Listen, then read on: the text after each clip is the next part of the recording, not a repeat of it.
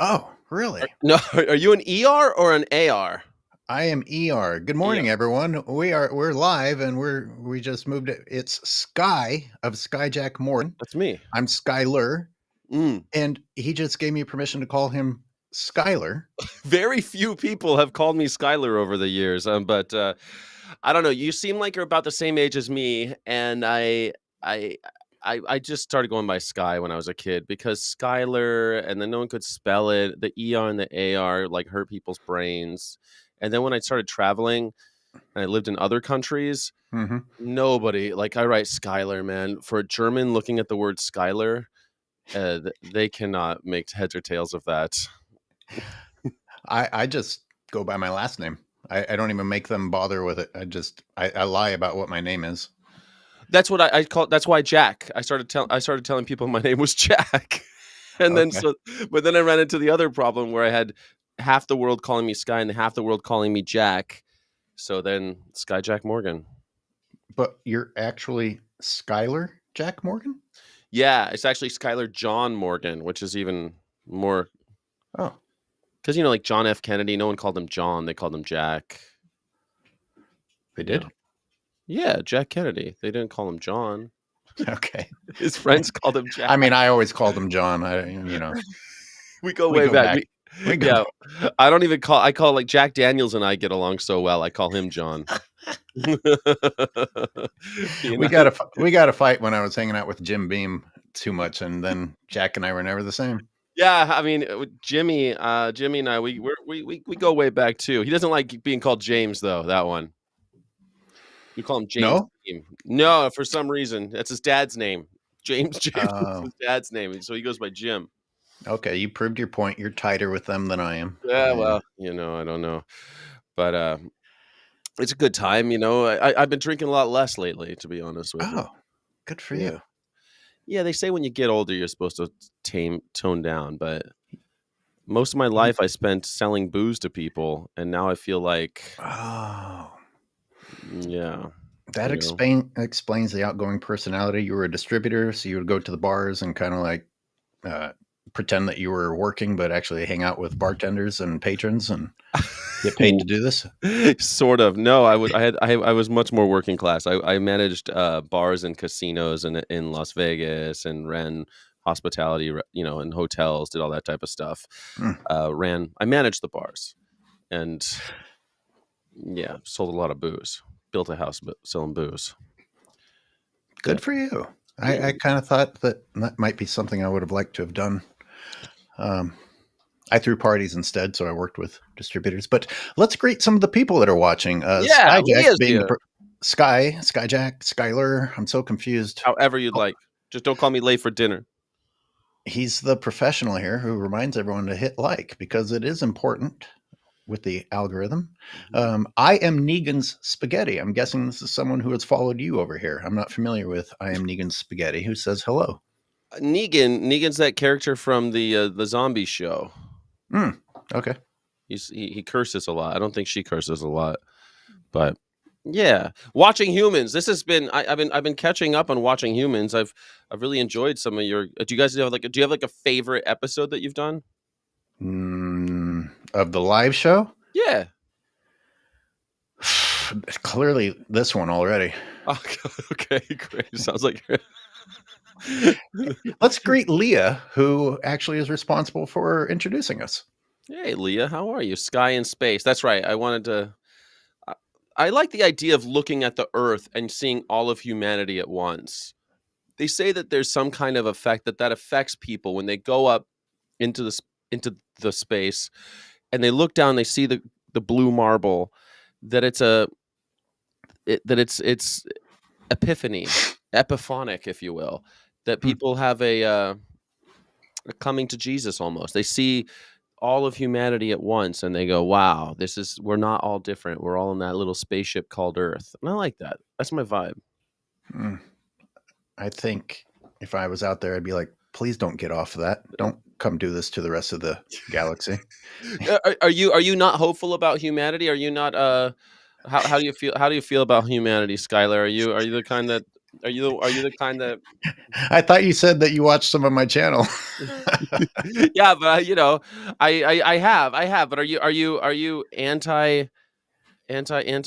Because I thought we're just watching humans. We're not gonna. Well, Well, let me ask you this. Okay, let me ask you this one. Your friend and mine, Natalie Fulton, she did a thing with this with your friend and mine, Gary Yourofsky. hmm, And Gary Yourofsky said that if there were a red button that would kill all of humans, including himself, he would push it. hmm. Would you push it? I've thought about this question a lot, and when I criticize humanity, people are always like, "Well, why don't you kill yourself?" That was one of the early arguments, and I was like, if at this point, if it meant saving the planet from humans, would I sacrifice myself? Sure. I would only ask that I got to, from heaven, look down at what Earth was able to do without us. Hmm. If you could look and see if Earth would bounce If I back. went to Charlie Kirk's heaven, and Charlie Kirk is sucking cocks in hell. Sorry, Charlie Kirk. and look down on all the pieces of shit that he wasn't able to subdue, and they're still surviving. Well, see, Charlie Kirk to me is the type of person who hates humanity. He doesn't value the human experience and all of the Some. diversity that we have, That to me is the most misanthropic. And so when I hear people like Gary Yourofsky and other vegans say like, "Oh, I hate humans," I always think, well, Charlie Kirk hates humans. I mean, Mm. look what we can do when we work together, though, instead of being divided. We can save this world. I have terrible disappointment in our species, and Mm, my biggest, and I think what drives me crazy about the human race is the constant compliments that we're giving ourselves about being superior and being the most intelligent, and then just constantly effing up and making it every other species' fault. yeah. So some of my other channels, and even my Watching Humans channel, I get into science. I get into the ecology of sharks, which is where I started. Now I'm getting into the ecology of plants and how they affect everything else. Mhm. And there's a common theme. Like, humans always find a way to blame non-humans and call them pests and call them the problem, while we Mhm. have just our entire timeline to look and be like, you're not making things better. And I it's probably also why I come the closest to, God, I can't believe I'm going to say this about myself, sounding Charlie Kirkish, where I'm just tired of always having to sympathize with humans and their confusion, and you're this and you're that. And sometimes it strikes me as an escape route. Like, we just don't know what in the hell we are or what we're doing here. Yeah. So please label me as something so I can belong. Totally, and I think that those labels put us in we pigeonhole ourselves, and then we become tribal, we become, cultish, and I think the vegan movement's no different from that, like, I'm a vegan, and that's what veganism means, and then we argue Hmm. about the meaning of that thing, and this label becomes more important than how we treat each other. But isn't that a form of hubris? And isn't that the reason why shows like this, giving space for those diverse opinions and for those different ideas, isn't that why they exist? Is in order to fight hubris and maybe promote critical thinking? Because what you just Sure. described sounds to me like just a lack of critical thinking. Like the idea that I'm better than every other animal on earth because I Hmm. happen to be born human Hmm. sounds very similar to I was born on this side of the border, so I'm superior to the people Yeah. born on that side of the border. I was Yeah. born straight, so I'm superior to the people not born straight. Yeah. Um, that's just hubris and lack of critical thinking and lack of empathy and lack of compassion. And this is the stuff that we're supposed to be working on, right? Yeah, man. I mean, I've had my own evolution through life, and like I this being born on the right side of the border thing. I I I said to Jack on Tuesday, I was like, I probably sound like I come across as a self-loathing Caucasian, but it's just like, can't you brag about something other than your people have been here for X amount of time and that's the way it should be. I mean, you Mhm. got to have something better than that. Not to mention the fact that you also have to ignore the people that were there before you came and fucking slaughtered them Yeah, and then started the timeline from there on. You don't, why just be better. And that's the human race too. Be, if you're so worried about not being superior to non-humans, be better. Don't I prove totally it agree. by constantly subjecting them to misery and torture and enslavement, which by the way I think is an incredible testament to our failure as a species, that we have to make money by enslaving other animals. Well, that's because we've painted ourselves in a corner with this whole capitalism thing, you know. Like if you're not growing, you're dying, and if your corporation isn't growing, like I mean, Mm, mm, look what's happening just right now with freedom of speech. We've basically put it up for sale because we want to somehow facilitate the corporations to get bigger, to eat each other. That's what we want. And so I think it's the same kind of thing with here where we're screwing the planet, we're screwing ourselves, we're discounting our own humanity and our own dignity and the dignity of other animals because we want to make money. And so therefore we right, must right. enslave animals.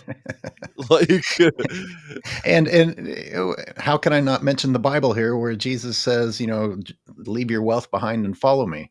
You know, how about it's a rich man passes through the gates of heaven like a camel through the eye of a needle. Yeah, thank you. Right, right. Jesus was It's not cool with the rich guys. yeah.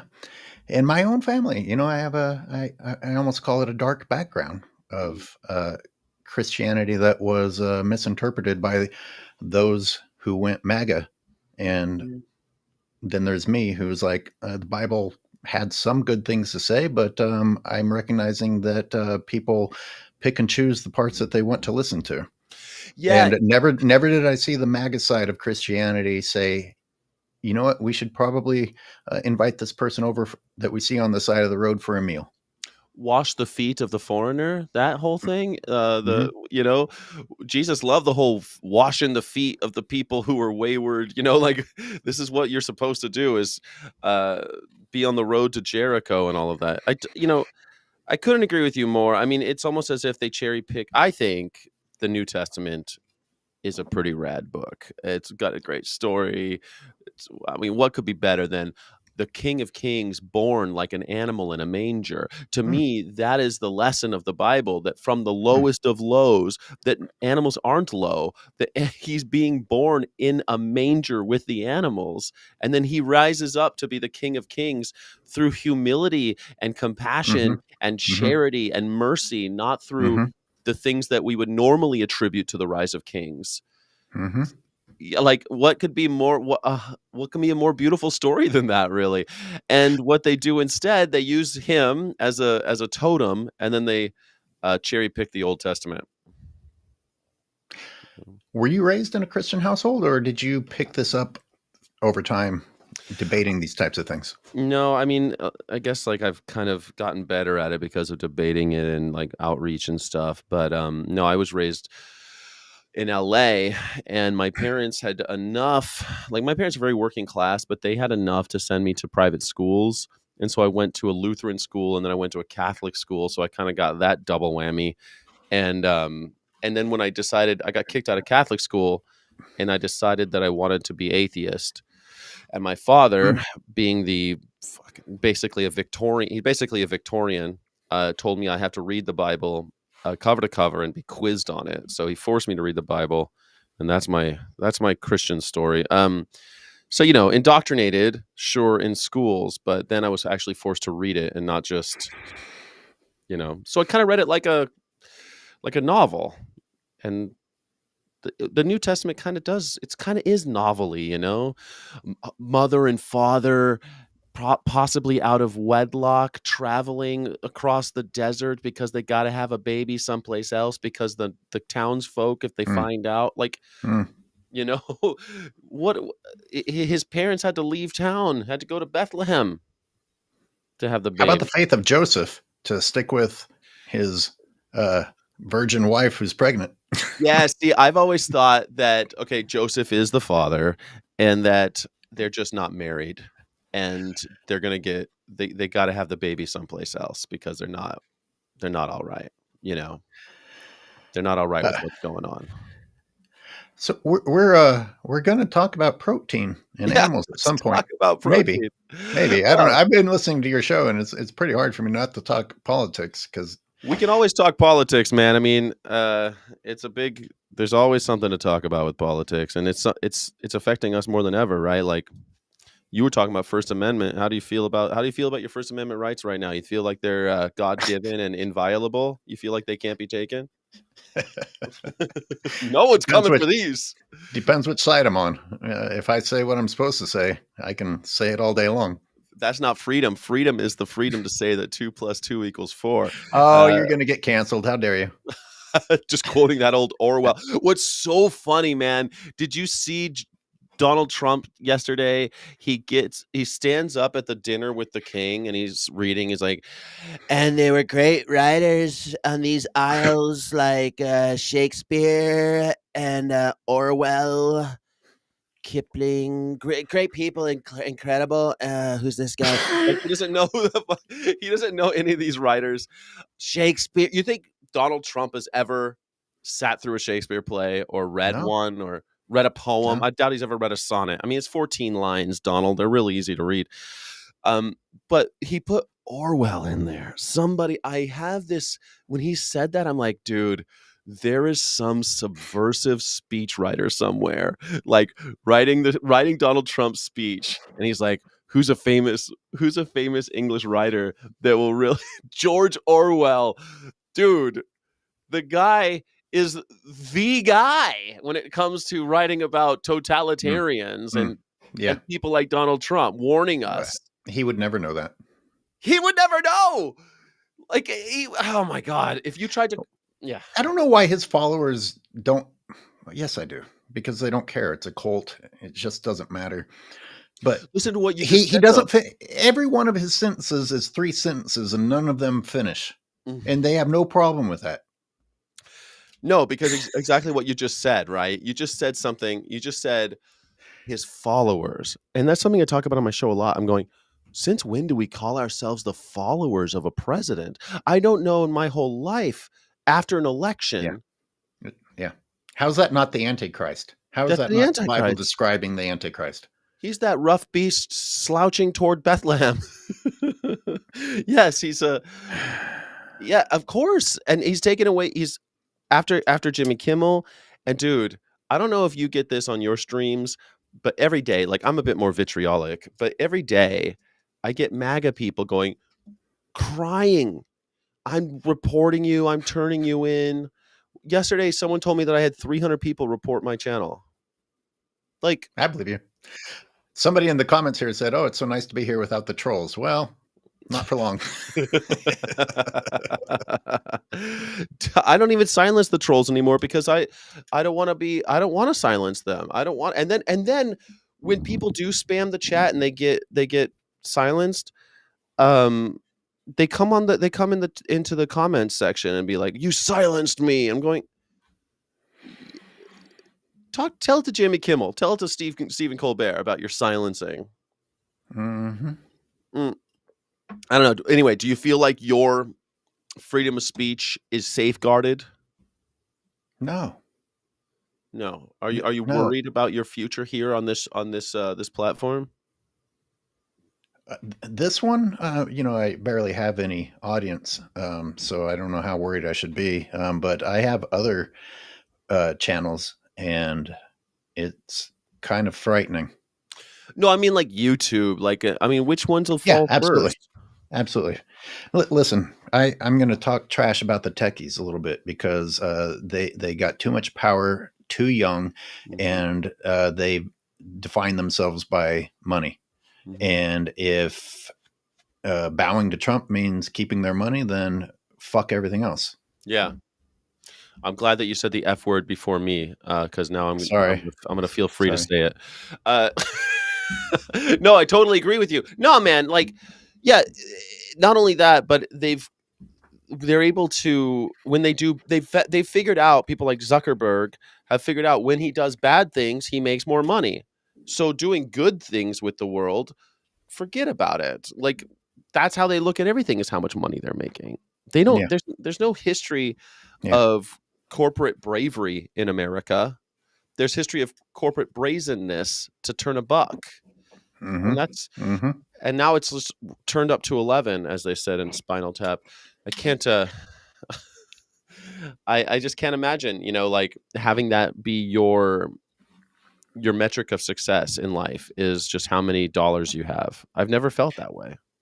See, Leah says trolls means you're getting through, which at one point in time I would have embraced as a good sign, except that trolls have the power through falsely reporting you to robots Yeah. that you need to be shut down. And who's approving what the robots are saying? Or demonetized. At least now Right, right. you can appeal to a human being to be remonetized, but it's a kind of a it's annoying. I just feel like everyone's going to be put behind a paywall, and that poor people will be pushed out of the public discourse. I think that's the only thing that this is the end game Mm, of this. That's what's mm. happening.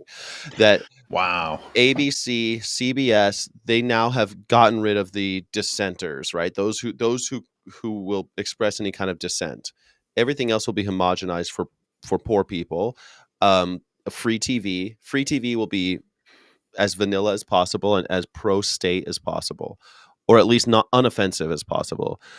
And now, um, and everyone else will be behind a paywall. We'll be all be on Rumble, and even like Colbert, he's already signed a deal with Netflix. Kimmel, he'll sign a deal with some other pay service, and he'll be behind a paywall. And if you want Hmm. to hear a dissenting opinion, you're gonna have to pay up. That's insane. Right, which kind of works in the other side's favor, right? Only Of course certain it people are does. going to hear them. Yeah. So Kimmel will survive, you'll survive, I'll survive financially behind a paywall Yep. where only we'll be preaching to the choir. Yes, hopefully people will pay to be in some kind of public square. But look at what Twitter, the first thing that Elon Musk did with Twitter, he started charging $8 for that verification, right? And Mm. now if you don't pay that $8, you can't stream on Twitter. So I had to stop tweet. I'm not going to pay Elon. I hate Elon Musk. I don't want to pay him $8. Mm. But this is where Good these for you. assholes make their money. They make their money at the toll booth. They make their Yeah. money at that toll booth. And look at, I mean, it's great. Didn't he learn that from the kids at Instagram? I mean, didn't they do that first? I don't think they charged. I can't remember who did it first, who pulled the Sure, trigger they first on charged. that Absolutely, they charged. for that verification thing. Yeah. Oh, I thought Well, that. okay. You know what I'm thinking of?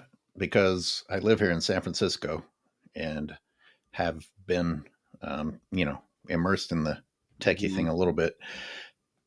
It was a bit of who you know and who you can do a favor for. You didn't actually have to go through the proper steps to get that verification if Mm. you knew other ways around, which in my opinion is paying. I remember you had to apply to have a verification thing, but you could still stream for free on Instagram. You don't have to pay them for streaming service, but on Twitter you do. And to Yeah, me, that's where the whole world is going. Like, for example, thank God for my Patreon subscribers, or I wouldn't be able to afford StreamYard. And they're going to raise the price, and I won't be able to afford StreamYard eventually. So they'll price it. It's a double hit. They're double dipping, right? So the creator will have to pay to go on to Rumble or some of these walled gardens, and then the user will also have to pay in order to get in. You found a copy of Animal Farm. That's rad. Some of us like, yeah, I love that. Animal Farm. What's that line? All animals are created equal, but some are more equal than others. I always love that. That's like a Donald Trump. I could totally see. That's what just of Skylar. You see, thank you, Negan. Negan Skylar. Uh, so I mean, I'm worried about that. Oh my God, you misspelled my name. Did we have a delay there? Oh, A little I bit. We shut have up a delay. because of Are we back? yeah. I'm shutting up so you can talk. No, I don't know if we had a delay or not. Okay, so I was just gonna say, like back when everyone was getting cable TV, I remember people like Jesse Jackson and Al Sharpton and some other black leaders saying that it's already so difficult for black people to be part of the national conversation, and now you're saying that we're gonna have to pay to have television? Mm. And I feel like that was the goal for the last 50 years, and it's still going that way, and we're not gonna stop. Um, so I guess I'll see you in the mines. Uh, so Kathy, I'm Negan's spaghetti is Kathy. I got to try and remember Yeah, that. that's You Kathy. don't worry. Do not worry. I'm not Donald Trump. I do not have thin skin. You can literally call me whatever you want to. I just won't care. Yeah. Good. Jackie Boyle with a super chat. Jackie Thank Boyle, you. 3 green hearts of courage for Jackie Boyle, please, in the chat. Everybody, please give Jackie Boyle 3 green hearts of courage. And Corinne always asks what a super chat is. Ask Jackie Boyle. She just broke the cherry of super chats on here. Or no, I think that happened when Gary was on. Oh, really? Yeah, some of my other channels get supers, but not this one. I didn't watch your Gary thing. How was that? Was it good? Did you have a good time? Have fun? It was good, boy. There's a couple of topics I would love to go at. I want to say go at him on. We would be similar minded, but different enough to make it interesting. Yeah. We'll see if he accepts an invitation to come on again with me. I don't know. He said he's not going to do podcasts anymore because those 2 nasty women were so mean to him over on Did he Natalie. actually say that? No. Well, he did say it during the thing. He say nasty women. That was like he said. Like I'm making fun of Donald Trump when I say nasty women. But Oh, sorry. I really don't listen to him very much. I try yeah. for my sanity. No. He was saying he doesn't want to do podcasts anymore because Natalie Fulton and Catherine Klein were so mean to him. So I don't know if he's still doing them. I tried to up my game because Skyjack always looks dressed up on his show. Yeah, you're getting warm. I actually have something more appropriate to the theme of the day ready to go. Okay, let's do it. When we get to it. And oh, nice. How dare you imply that we blatantly obvious carnivorous predators shouldn't be consuming the flesh of animals for our protein source? I mean, look, all I had to do was change my entire natural appearance, and I'm almost a hunter. You're like John Cena. I can't see you. Where are you, Skyler? Now I just need my caged dogs that I unleashed just to go and retrieve whatever I shot from, half a mile away using a scope and calling them in with scents and mating calls and all the other things that the rest of nature's carnivores use in order to kill something. My favorite way that hunters use dogs is when they have the dogs chase the animal up a tree, and then the hunter can just take his nice time, get the perfect aim, and shoot the animal out of the tree and watch them fall. Brilliant. It's really just that's how you know that we're natural born predators. We're apex predators. About 4 years ago, I started editing something that took a crap on one of my favorite childhood books and probably a lot of people's childhood books, and that's Where the Red Fern Grows. Because it just finally dawned on me. I was like, this is a book about mass slaughtering animals in a forest and cornering them in trees with dogs and then shooting them. And then they get the bear. The bear falls and slashes one open, and they bury him. Yeah, mountain lion. Oh, was it a mountain lion? I thought it was a bear. But they were trying to tree the mountain lion, though. I think, or yes, exactly. Yeah. And I was like, and the mountain lion's the bad guy. And I was the book taught me as a child that the mountain lion was the bad guy for having the nerve to not want to die. Those damn mountain lions. You can't ever. You're absolutely right. I was doing a voiceover, and I felt so self-conscious that I never finished it, and I didn't know what my channel was going to be. But I was just like, "Please, I'm just trying to get back to the den to take care of my babies. Let me out of the tree." No, you goddamn mountain lion! This boy needs his raccoon skins, and you got in the way of it. That's exactly what the book I remember that book as a kid. I loved that book when I was a kid. Right. Right. Mhm. We were indoctrinated. Uh, in so many ways. Indeed. And even this whole thing about protein, I don't know, have you got enough protein today? I may crash out because I have been I went for a run and then I saw that I had an extra hour and I didn't know what to do and I started like working outside, and so I haven't consumed anything today, and My somehow I'm goodness. alive. How did you That's remarkable. I've had my favorite vegan meal. I treated myself today with my favorite vegan meal. I got a I got a fresh baked bowl. It was given to me. I go to the food pantry on Fridays, and they had a fresh baked bowl of bread, and I cut it right in the middle. That good part right in the middle of the bread, right in the middle. Mm, And I toasted that bread. I made a peanut butter and jelly sandwich, and let me tell mm, you, it's the best goddamn vegan. I don't care what anybody says. They go, I don't need Beyond Meat anymore. mm. Peanut butter and peanuts have some protein, right? Well, here's the thing: some of these meals that are labeled as vegan and Mhm. whatever were the meal of people on a budget before they were ever vegan. Like peanut butter and jelly solves the problem. Like I'm full for a long time and it didn't Totally. cost me and it didn't take me very long to make. I mean, that is a bachelor's meal. Or a single mom. My mom used to make that for me when I was a kid. My mom wasn't single, but she was Mhm. a Yeah. working mom, and my parents worked. And how about spaghetti and tomato sauce? Gets the job done. Too There's much work nothing. for me. Yeah. I mean, you boil the noodles, but I guess, yeah, for some people, See that? maybe that's No. too much. Rice and beans, that's too much. No, peanut butter jelly though is quite labor.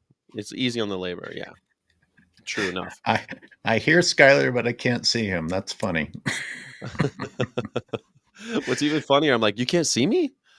Um, I thought they were talking about me for a second.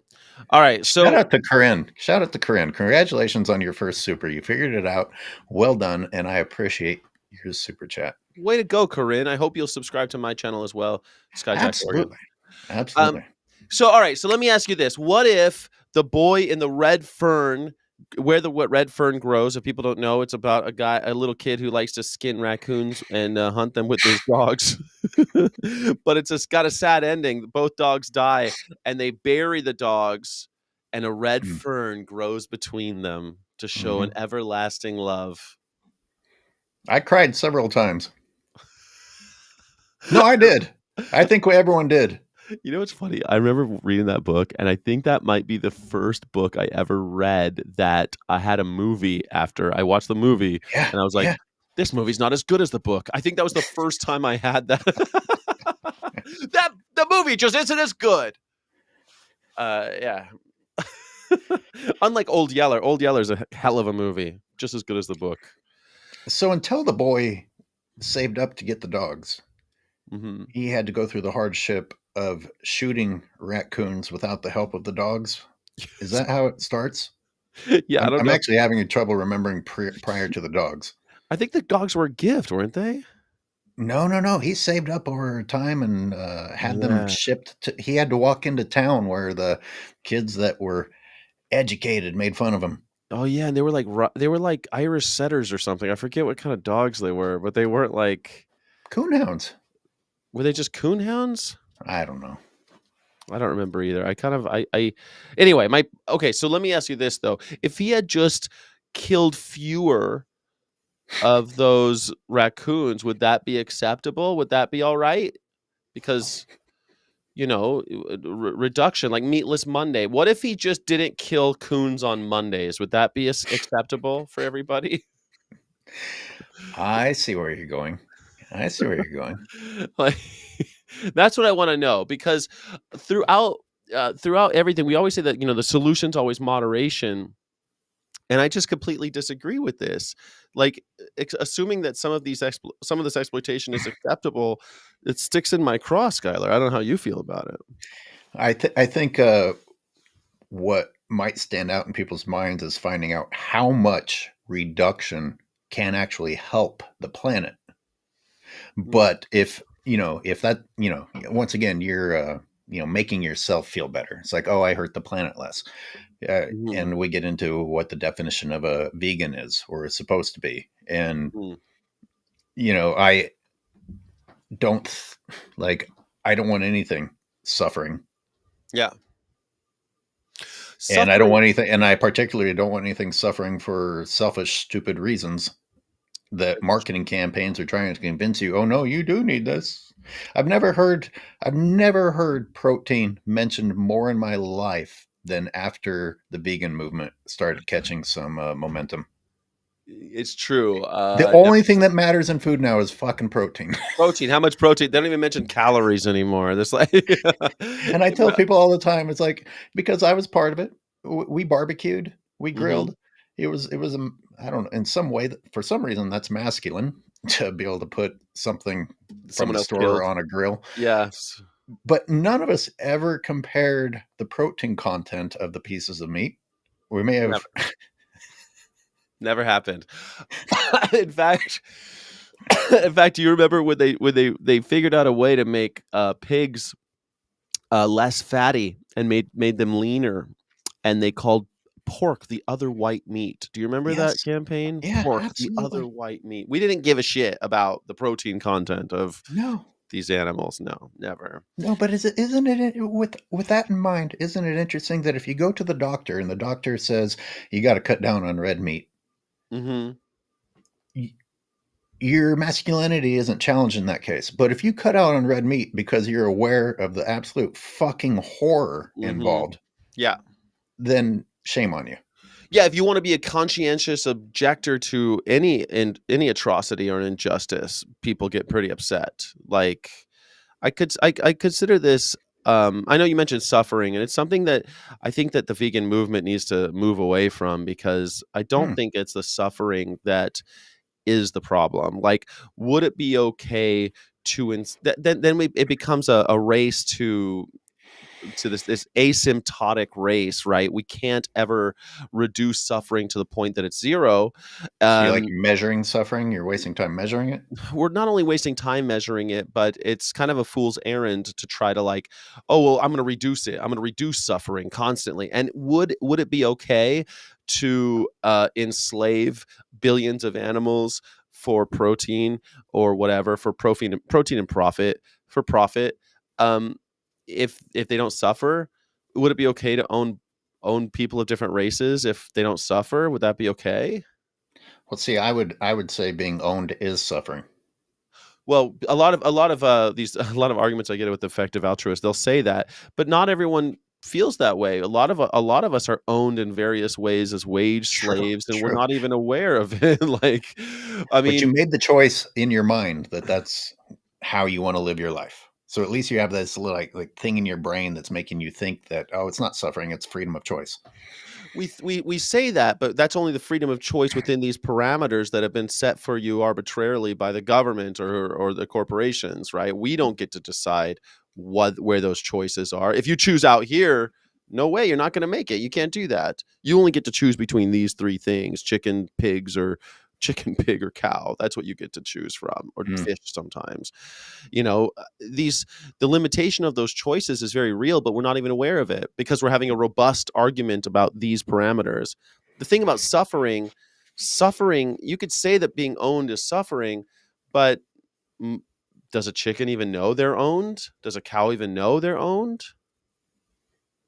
They don't Well, even they know aware the of it. they know the limitations of their freedom if they try to go beyond those limitations. I think that's a far more important parameter than than suffering, because like if you get into suffering then you end up in these crazy conundrums like Peter Singer, right? Like if you could raise a child who never understands that there's anything outside of these walls, they never understand that, and then one day you walk up and you shoot them in the back of the head, then it's perfectly acceptable because you didn't Mm. cause any suffering, Mm. you know. So your big picture is if you're trying to, I don't know, establish ownership over another creature, all the bad follows Yeah, one absolutely, way or it's like another. original sin, right? Yeah.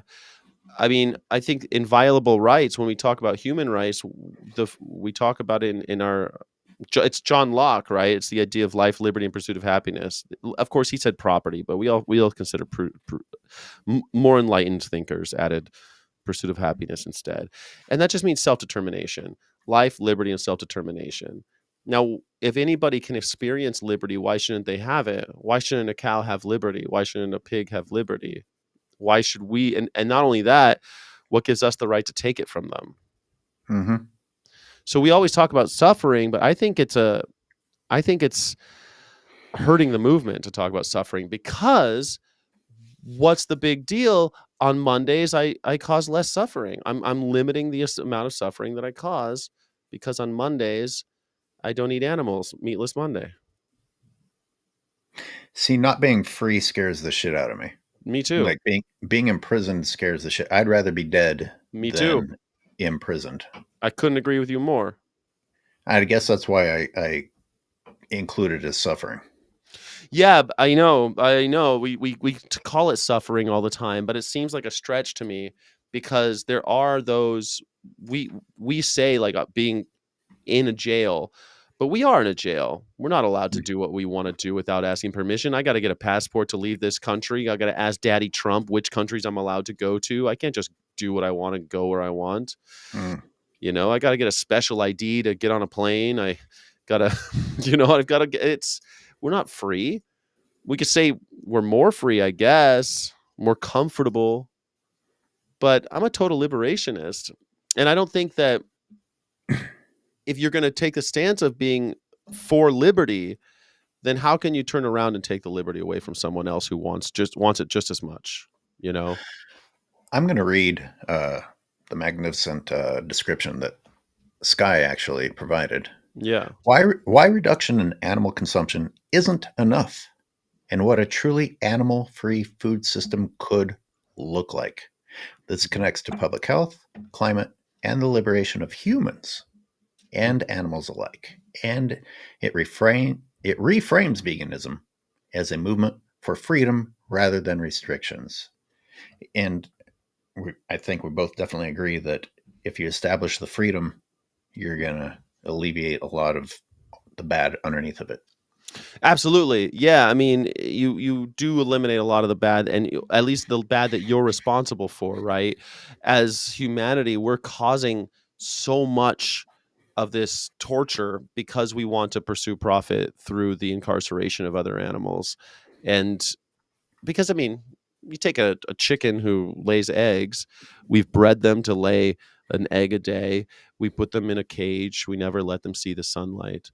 And that to me is far worse than what happens to broiler hens, broiler chickens. They just get their heads chopped off after 6 weeks. That seems better than what we're Well, what doing. were they doing prior to the head being chopped off? The six, they're just in The broiler. Yeah. the broiler chickens. They're in a big free range thing. They're usually, well, they call it free range. They're not free range. They're cageless or whatever, and they're in this big warehouse. And then they go in there, they gather them up, but they're only going 6 weeks.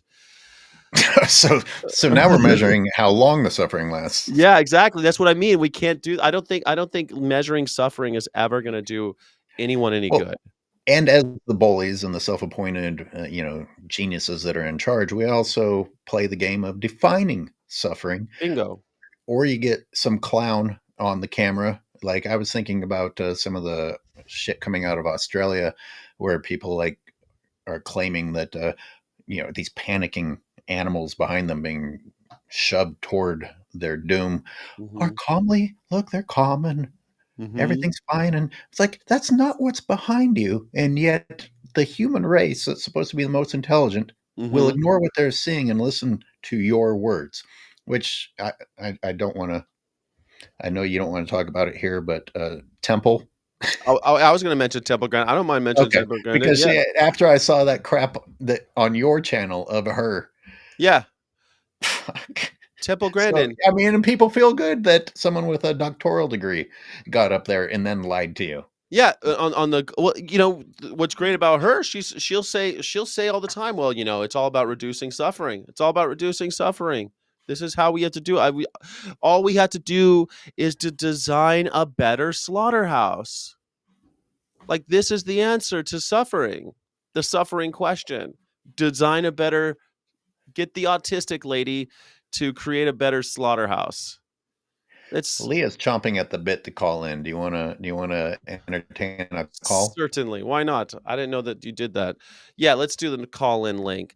But imagine how ridiculous that would be if you said that about anything else. If you said that about human slavery, if you said, yes, it's perfectly okay. And they tried this shit. We are Oh, saying that now. they did that back then in the 1830s. They were saying shit like, oh, well, yeah, slavery's bad, but it's only because they whipped them. Let's make it against the law to whip them. Oh, yes, slavery's bad, but it's only because they castrate the men. Let's make it illegal to castrate the men. Oh, yes, yes, yes, slavery's bad, but only because they don't allow them to read. We'll make it a law to teach them how to read. And Hmm. of course, the people who owned slaves, those all were scofflaws. They didn't follow those laws. And look what happened. We had to fight a war to get rid of it because we didn't want to nip it in the bud when we had the chance. Leah's here. Hey. Yeah, you ready? Hello, I'm ready. Here you are. Oh, two of my favorite YouTubers right now, I gotta say. Wow. Very exciting. Leah Aw. Wilborn, you're making me blush. Yeah, I was watching Sky, God, like, I don't know, started about 3-4 years ago, maybe. His famous Vegan After Dark show. Oh, which yeah, was that was fun. very humorous. Yeah, I went back when you were called Vegan, of course. Yeah, I still have that. Sometimes I still use that every once in a while. Not as much Uh, anymore. but talk about huge increase in subscribers since you changed your Change the name. name, right? Yeah. Yeah, but Interesting. I still think that the theory of change is still teach people how to think, teach people to question authority, teach people to question the corporations that Skyler mentioned, right? We have these corporations telling us what to do, and we're all just nodding away. Or just like Skyler just said, someone saying, oh, look at these animals calmly going to the, but they're not. Like, open your damn eyes. We need to teach people how to think. Yes, and what you guys were just talking about, like I was saying in the chat, and it's so funny because I was just working on my slides because I'm giving a talk and a presentation on the humane scam at the Sonoma County Veg Fest next Saturday, and I definitely always make a point to talk about it's not about reducing suffering, or at least that's not how we should be talking about it, and it's not about better welfare, and it's not about food for thought, and Mhm. you, of course, because like I always like to give an example of, yeah, just try not to be racist, all the time. You can be a little bit racist, or try not to abuse kids. Try to Mhm. only abuse kids, once or twice a week, or even the environment stuff. Like if you're only talking about health and you're only talking about the environment, it would almost be like back in the days of slavery. Oh yeah, we really have to stop or try to reduce, the amount of slaves we have because those slave ships are terrible for the environment. They tried to do that. They made importing slaves illegal, but slavery was still legal. But importing slaves was illegal, and the Navy confiscated ships off of our coast because of it. I mean, there's a famous site in Florida where a an illegal slave ship was injured by the Navy, and they crashed, and all the slaves died, and they're buried there on the beach in South Florida, in Key West. It's like, Oh, that'll be removed soon. yeah, There'll be no. probably, yeah, they'll remove There's it. a statue for it too. It'll Yeah, be yeah, like there's a little monument there, and you can go see it. Tells you what happened. That's all going away Take now because pictures, people. yeah. Take pictures. It's, Hmm. but also it kind of it leads to humane washing, because if the way we're talking about this with people is we have to reduce their suffering, then of course people are, oh yeah, we just need to treat them better. So, and then you get Temple Grandin, and her whole thing is, oh, it's all about treating them better. As long as they don't suffer, it's okay. And so if we say eliminate, that. Yeah. Hmm? if we say eliminate suffering, is that better, or do you just don't want to I talk like to about talk the about suffering? enslavement and using them in the first place, and the mindset, the human supremacy mindset, thinking that we have a right and we're entitled to use other innocent beings in the same way that white people thought about black people. It's just the supremacy mindset that I'm always trying to chip away at and talk about. Yeah, Hmm. because that's the core of it. That's where the suffering begins if you're using them. You mean the way that our national hero and martyr Charlie Kirk wanted people to think about black people? Yeah, well, I mean, sure, the way Charlie Kirk wanted to look at black people as inherently unqualified to do any work that a white man should do. So I mean, that was.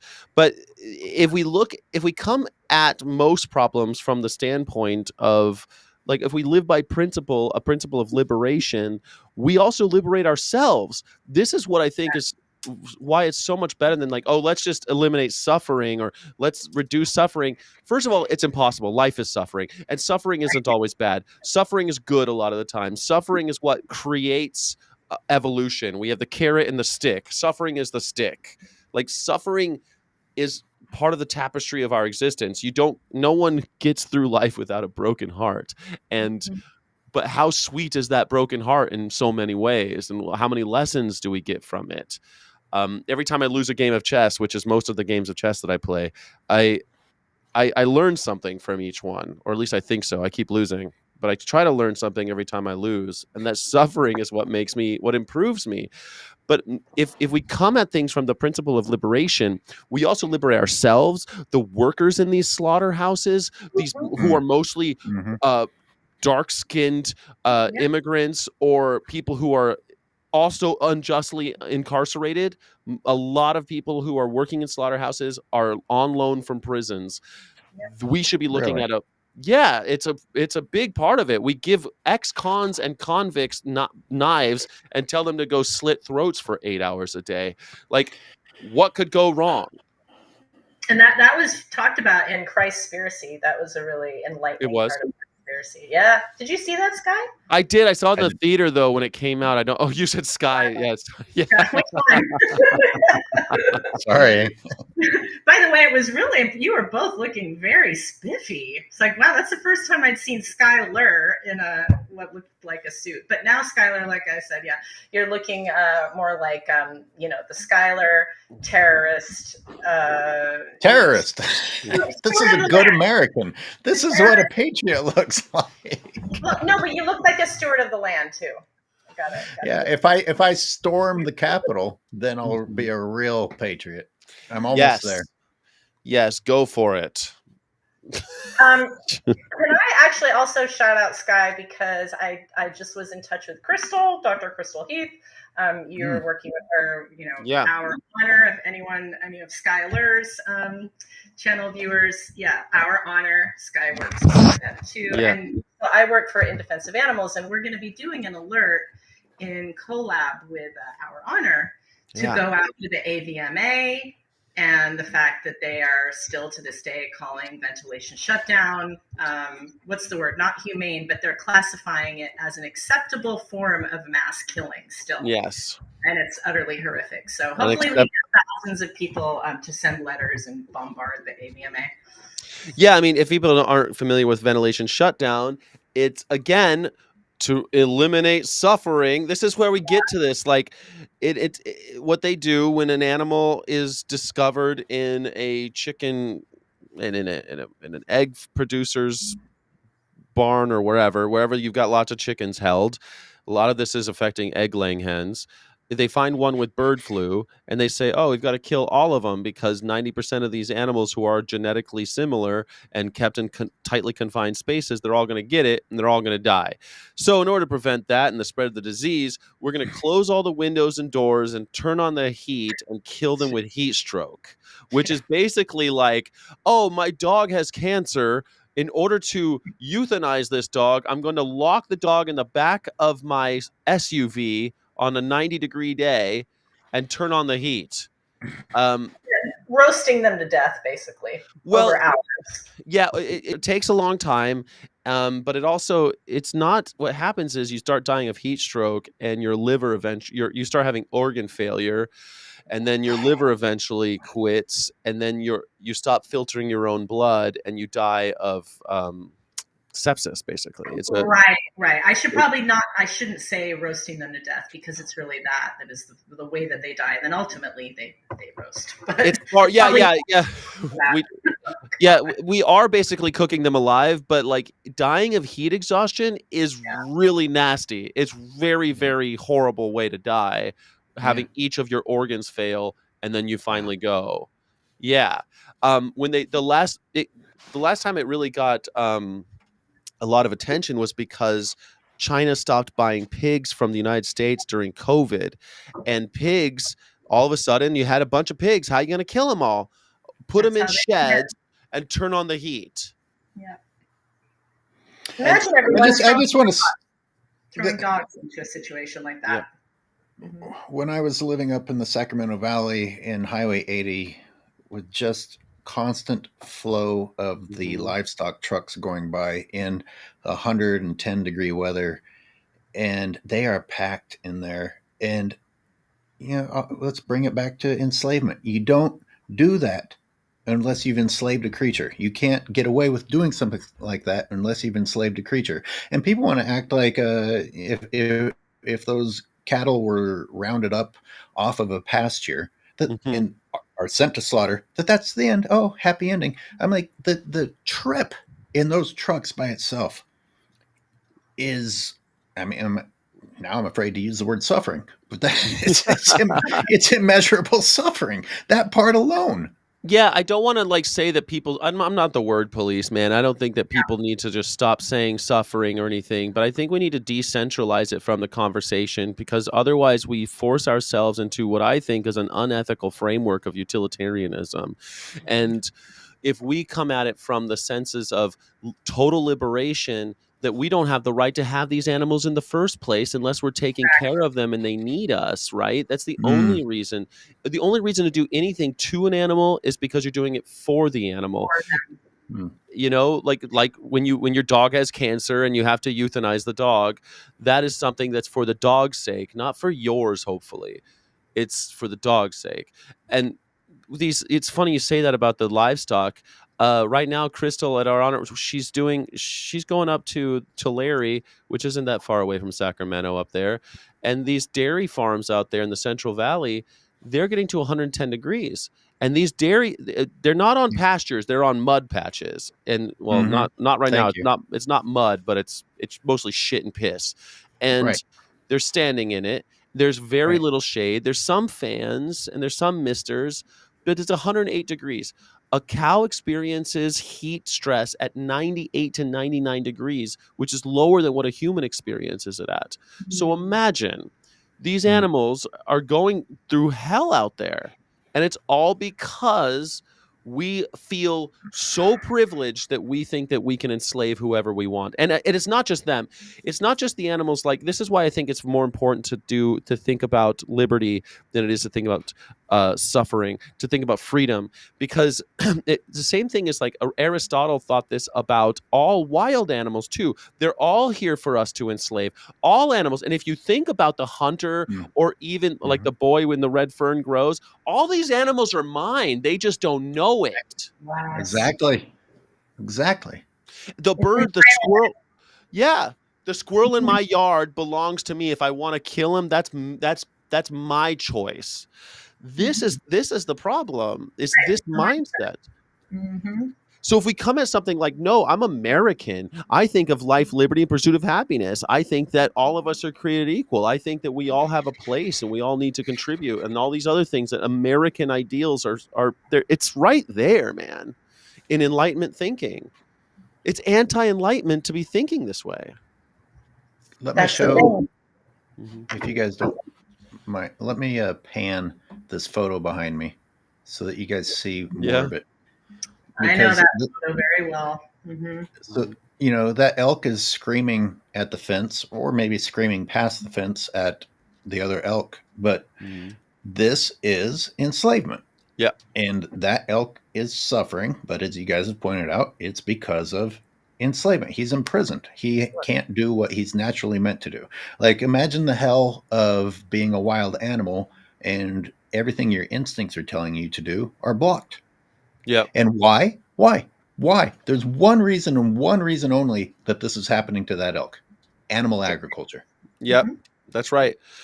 Yesterday I had a conversation with, or on Wednesday I had a conversation with a wonderful woman who is a, her name is Dr. Nemec, and she's a wildlife expert in she works in Colorado, and we were talking about what happens to the wolves out there. Why do they want to kill the wolves? Because the wolves are in competition with the cows grazing. Why do they want to kill the big cats in Colorado? Same reason. Why do they want to kill the deer or the mustang or any of the free roaming animals? Because they compete with their profit. But it's more than that. It's the right that they feel they have to end the life of a wild animal. And I think that this also speaks to the other thing that's tearing apart the vegan community, is this whole thing about wild animal suffering. Wild animal suffering. You hear it all the time, and people get torn apart about it. They've got people believing that we should go out and kill carnivores. Yeah, but really, that's because we framed it as suffering. Yes.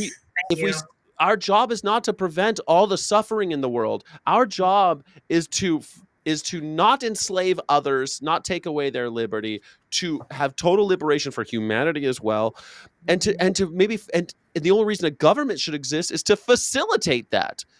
I mean, like wildlife services. Yeah. I was just gonna say, in charge of killing wild animals.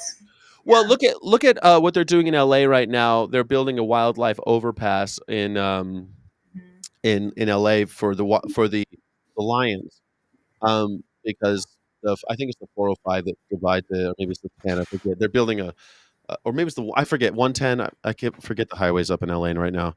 I'm from there, but I don't remember all the freeways. It's confusing.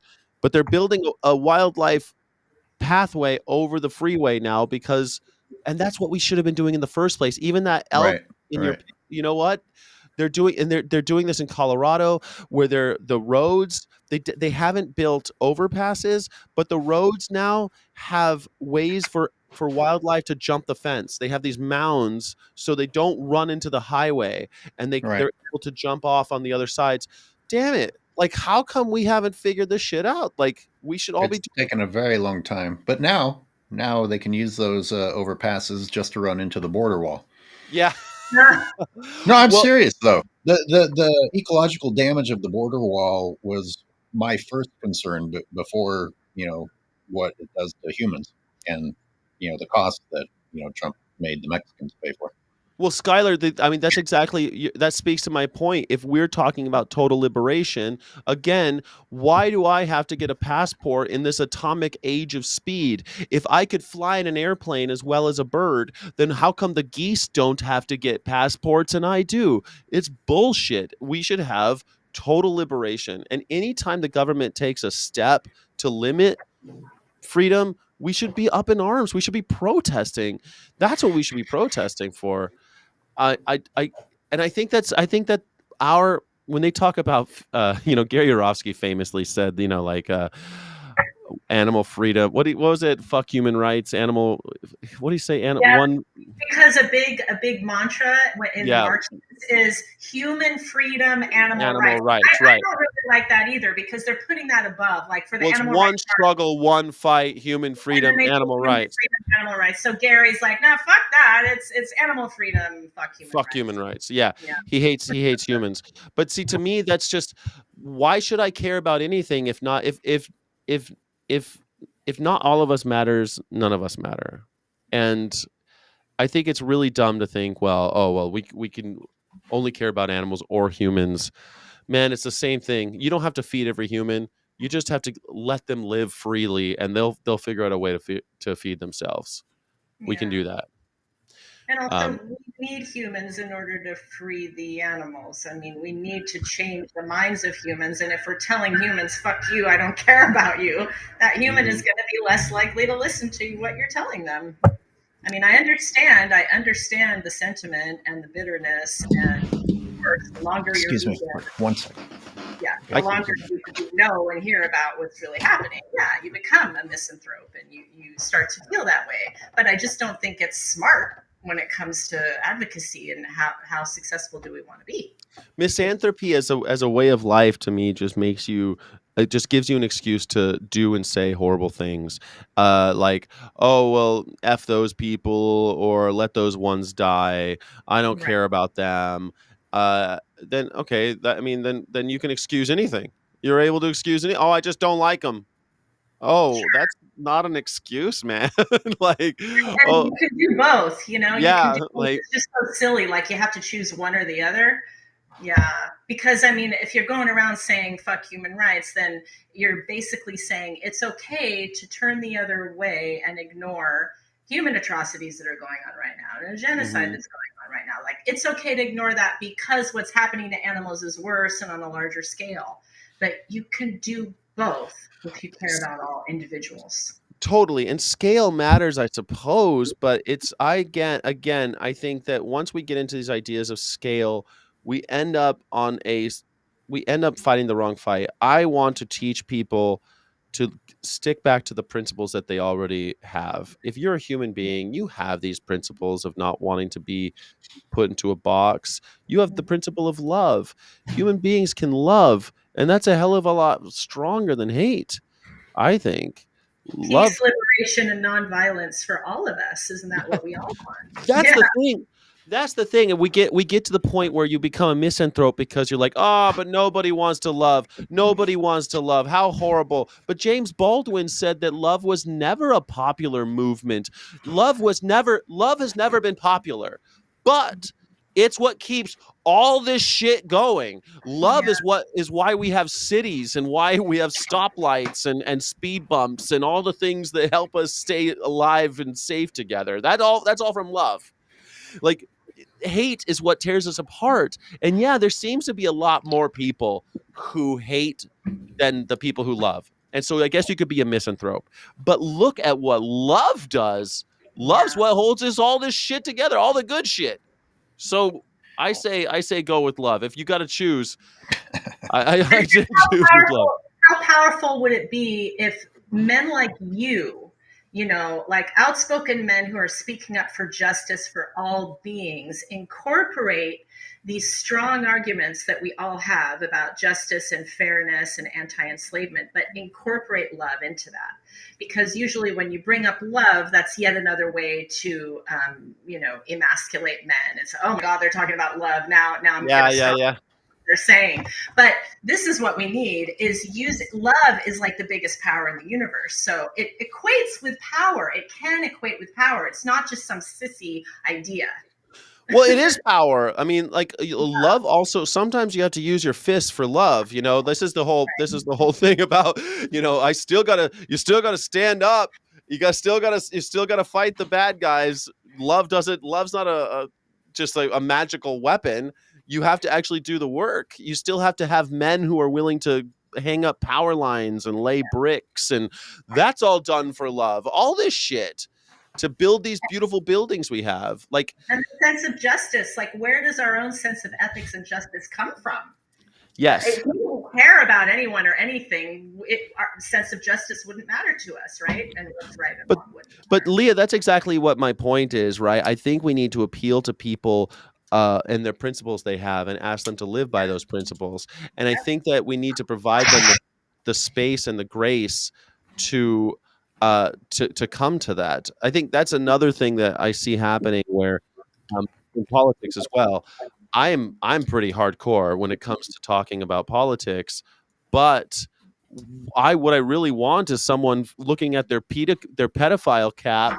I want them to look at their pedo cap and go, "Oh, I'd like my critical thinking cap instead." And let's hash Yeah. it out. Let's argue, and you have the space to explore those ideas.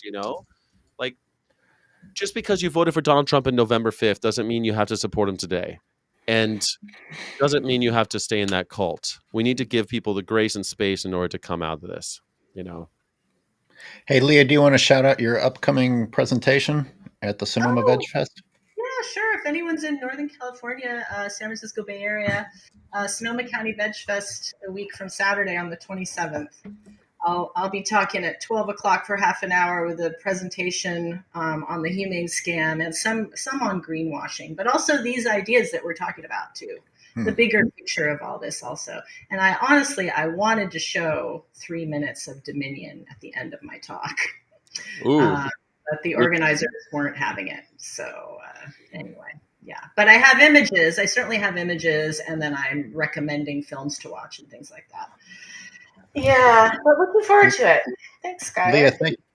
Absolutely, and good luck. And thank you so much for calling in, and thank you for introducing me and Sky or Skyler. I don't even know what to call you anymore. Whatever you like. Just don't call me just don't call me late for dinner, Leah. Um, okay, so back to like the idea of reduction. I mean, when we started talking about smoking, right? We didn't start telling people to. Have you ever been a smoker, Skylar? No, Never. Just no. Were you It from just Are you from California? no.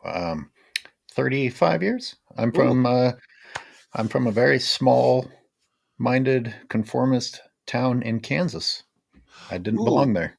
Did you move here when you were 10? You just No, got your I bindle wasn't. sack? You got your I, bindle sack and like got on the I wasn't brave enough to go at 10. I waited until I was over 18. Oh, okay. Well, welcome to California. The I'm from here, but I'm old enough to remember when they outlawed smoking here, and or they outlawed smoking in restaurants. Sorry, and then Mm. now there's whole towns that you're not allowed to smoke in. In California, you're not allowed to smoke with someone who's under 18 in your car, What are and the towns? I'm sorry to. Dana Point, you're not allowed to smoke. Laguna Beach, a lot of the beach cities, you're not Is that allowed to actually smoke. enforced? Oh yeah, man. I mean, because I sometimes will be drinking late at night, and back in the day, I would be drinking, and after the bar, and you've had a little bit at 2 a.m. What sounds really good at 2 a.m. when you've got a couple in you? Mm. Smoking a cigarette. So you'd be out there, and the cops will stop and like put it out because I don't want to do the paperwork. Put it out, throw it away, and they'll come and stop for sure. Wow. They'll pull Wow. you over if they see smoke coming out of your car. They'll pull you over. And there's even signs saying cigarettes are illegal here when you come into town, and you can't buy them there. Like all the smoke shops had to get closed and everything. Goddamn Californians taking away people's freedom. This is something that I think is weird. Like they did that because of how many cigarettes butts they were finding on the beaches. It would Thank be God. Yeah, they would find too many, and so there was this thing where they would this group would come in and they'd collect all the cigarette butts off the beaches, and they would bring them into City Hall, and they'd bring them and deliver them to the City Hall, and say this is what you need to change. Anyway, the point of me bringing up the smoking thing is I think the smoking thing is very similar to what we're doing to animals. We didn't tell people to reduce smoking. We told them to stop. We told Hmm. them quit smoking. We had ad campaigns saying quit smoking. We said you're poisoning our children because you're giving them carcinogens. You're not allowed to advertise these cigarettes near our kids. You can't do it within 500 yards of a school or 2 miles of a school. You can't use cartoon characters to advertise cigarettes. Do you remember all of this? You couldn't put cigarette ads on NASCAR anymore because kids would see it. Like these were at the time considered draconian measures, but bacon is as cancerous as a cigarette. If you As cancers? it's a same stage of known carcinogen, Hmm. known to cause cancer. So if you're going to tell me like we can get rid of cigarettes to the point that we have people, it's funny, a couple days ago I was at the post office and I'm driving away and I see someone smoking and I thought, what the hell? In their car? This is crazy. And you don't see it that often anymore. They used to be normal, you Yeah. know. You used to be Yeah, getting someone. I just watched a movie from the early 90s with my girlfriend, and I was just like, everyone's smoking. This was Mm-hmm. not that long ago. Mm-hmm. This was not. I mean, and I'm sorry because it sounds like you enjoyed a cigarette, but I call this progress. I'm like, look, we can actually No, make it's definitely progress. they're killers. Oh my god. So I never really considered myself a smoker, but I was always in situations where there was smoking because I ran bars and restaurants and casinos. And if you're in Las Vegas, everyone knows that's the place where cigarettes are never going Yeah, to die. I mean, they still got girls with boobs out selling you cigarettes in the yeah, casinos. Like yeah. it's still the old times over there. But look what that's kind of where I would love to be. I'd love to say like no more, no more. Cigarettes are bad. Like we're not going to let people do it. You're making a really interesting point. It's just like you just got to be like, nope, bye. Because here's one approach that they could have taken, which I always wondered financially why they didn't. Because supposedly littering is illegal and up to $1,000 fine or etc. I don't know anyone who knows anyone who's ever been fined for littering, much less littering for throwing down a cigarette butt. Now, let me compare the cognitive dissonance, the mental gymnastics of humans with Mhm. separating what they're eating with what happened to what they were eating.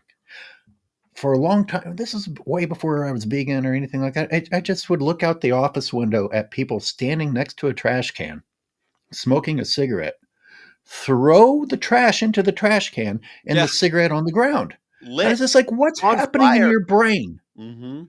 How did you create that separation? But we're capable of it. And I mean, correct me if I'm wrong, but is can you see the association I'm making to like separating what's being done to what ends up on your plate? Yes, of course I can. Absolutely. They don't live by their principles. This is something that should be easier than cigarettes. Cigarettes is just a drug. Cigarettes, it's like, this is why to me, I think cigarettes, we've gone like, no, you must stop. You've got to stop advertising them towards kids. You can't advertise these anywhere near schools. I think the fact that we allow fast food to prop up like Mm, mushrooms around high schools mm, is mind blowing to me. mm. Why don't we just have smoke shops around the high schools? It's just as dangerous. More Americans are dying of their obesity, their diabetes, and all sorts of other ailments that befall them because of these fast food giants. People now, they're afraid to eat if it's not coming out of a bag or a box. Yeah, This is the American way of life now. You eat out of a bag, like yeah, the apex predator. That's how we were meant to. It's natural. you know, it's out of this world that we allow it. I near me, there's this like it's like fast food row near the high school. There's Cane's, there's Chick-fil-A, there's McDonald's and Wendy's all next to each other. And that's choice. That's choice. You get to choose between chicken, cow, or pig right yeah. there. That's choice. And I think it's interesting that maybe I didn't become fully aware of how limited our choices were until I went vegan. And Yes. it's like you don't have choices. Yes, and that's my point, Skylar. That's when I think about how we starting to talk about protein alternative, different proteins. We need to force them to offer these other options. Like the fact that they're even allowed, and this is doable. If you offer these poisons to our children, they have to have a healthy option as well. Lentils, it's like it's like 4 times the protein. Hold on, I have some facts and figures about lentils. 40 times more protein per acre than beef from Mm, our world and data. 77% of agricultural land is used for animal farming and only provides 18% of global calories. say that again. Yes, 77% of agricultural land is used for animal farming, yet it only provides 18% of global calories. This Amazing. touches everything. And we are just like, oh, we care about the environment. Oh, you do? Because I see a line around McDonald's every single day from a Yeah. bunch of apex predators waiting in line in their idling cars, Yeah. waiting to eat out of a box. Like I wanted if we can't eliminate it, then we have to force them to offer more options that are healthy and better for the environment. But I honestly, we need to start treating this like smoking. It is something that is poisoning us. It's poisoning our kids. It's costing us a shitload of money in healthcare, $3 trillion a year in healthcare in America that we pay. You've And we have, actually managed to use the cigarettes to bring it back to your original point that reduction isn't enough.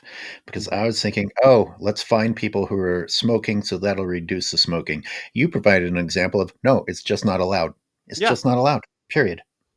And I'm not talking about banning the people from doing it. Doesn't work. You can't ban people from smoking. You have to, Yeah, go slaughter cows in your house. yeah, Go go for smoke your it. cigarettes in your house and Yes, slaughter your cows in your house. there you go.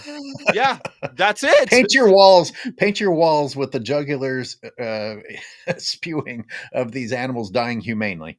Yeah, exactly. And if you want to have it, and if you want to have it using the Las Vegas situation, you want to go out to, I don't know, bumfuck Colorado and kill a cow by yourself and be out there. I'm against it.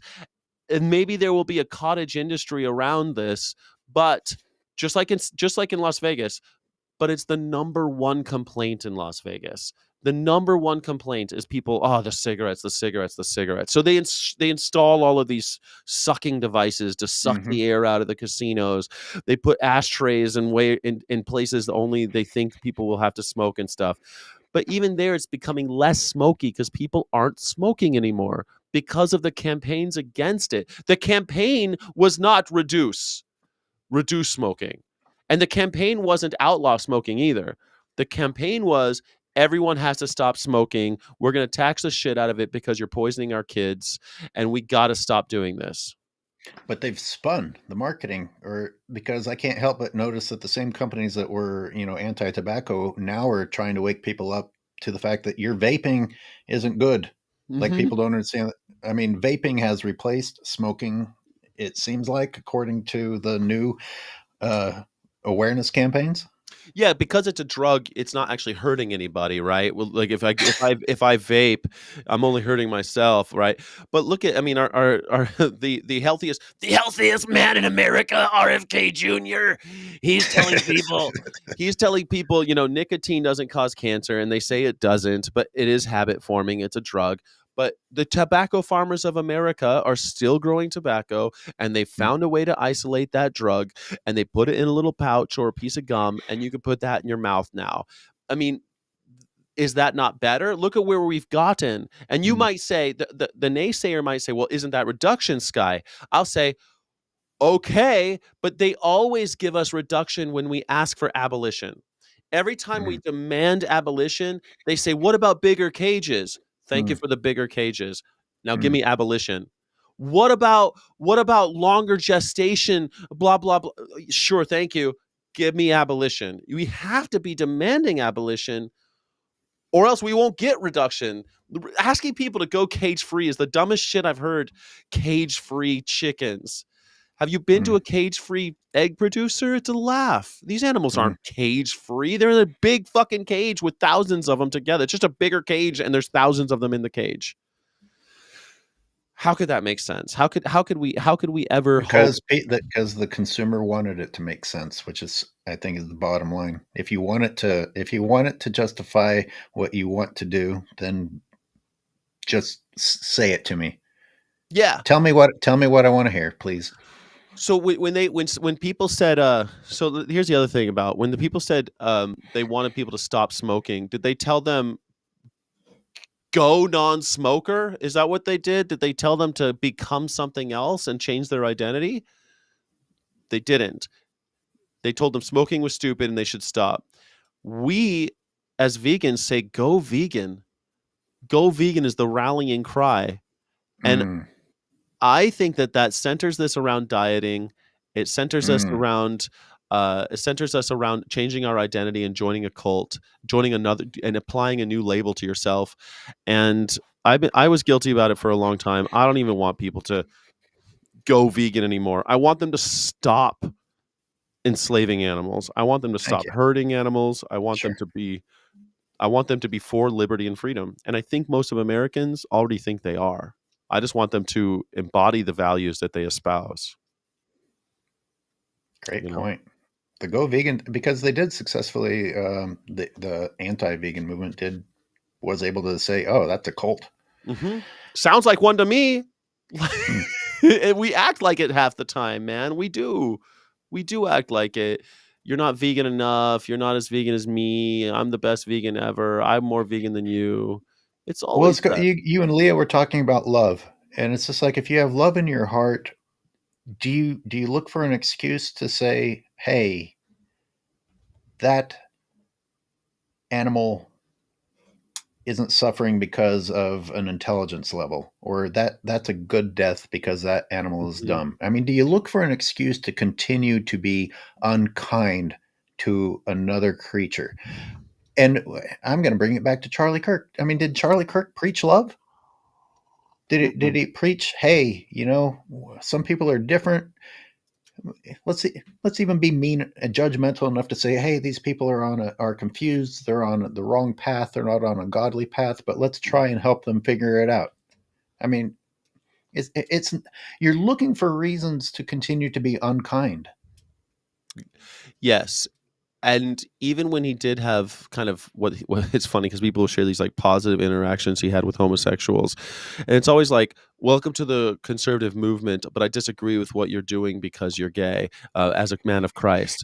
And it's like, so the gay, as long as they're useful to your political movement, is okay, but you still are condemning them to hell. I mean, this is what you're dehumanizing them. You're saying they're not good enough to go to heaven with you and your friends.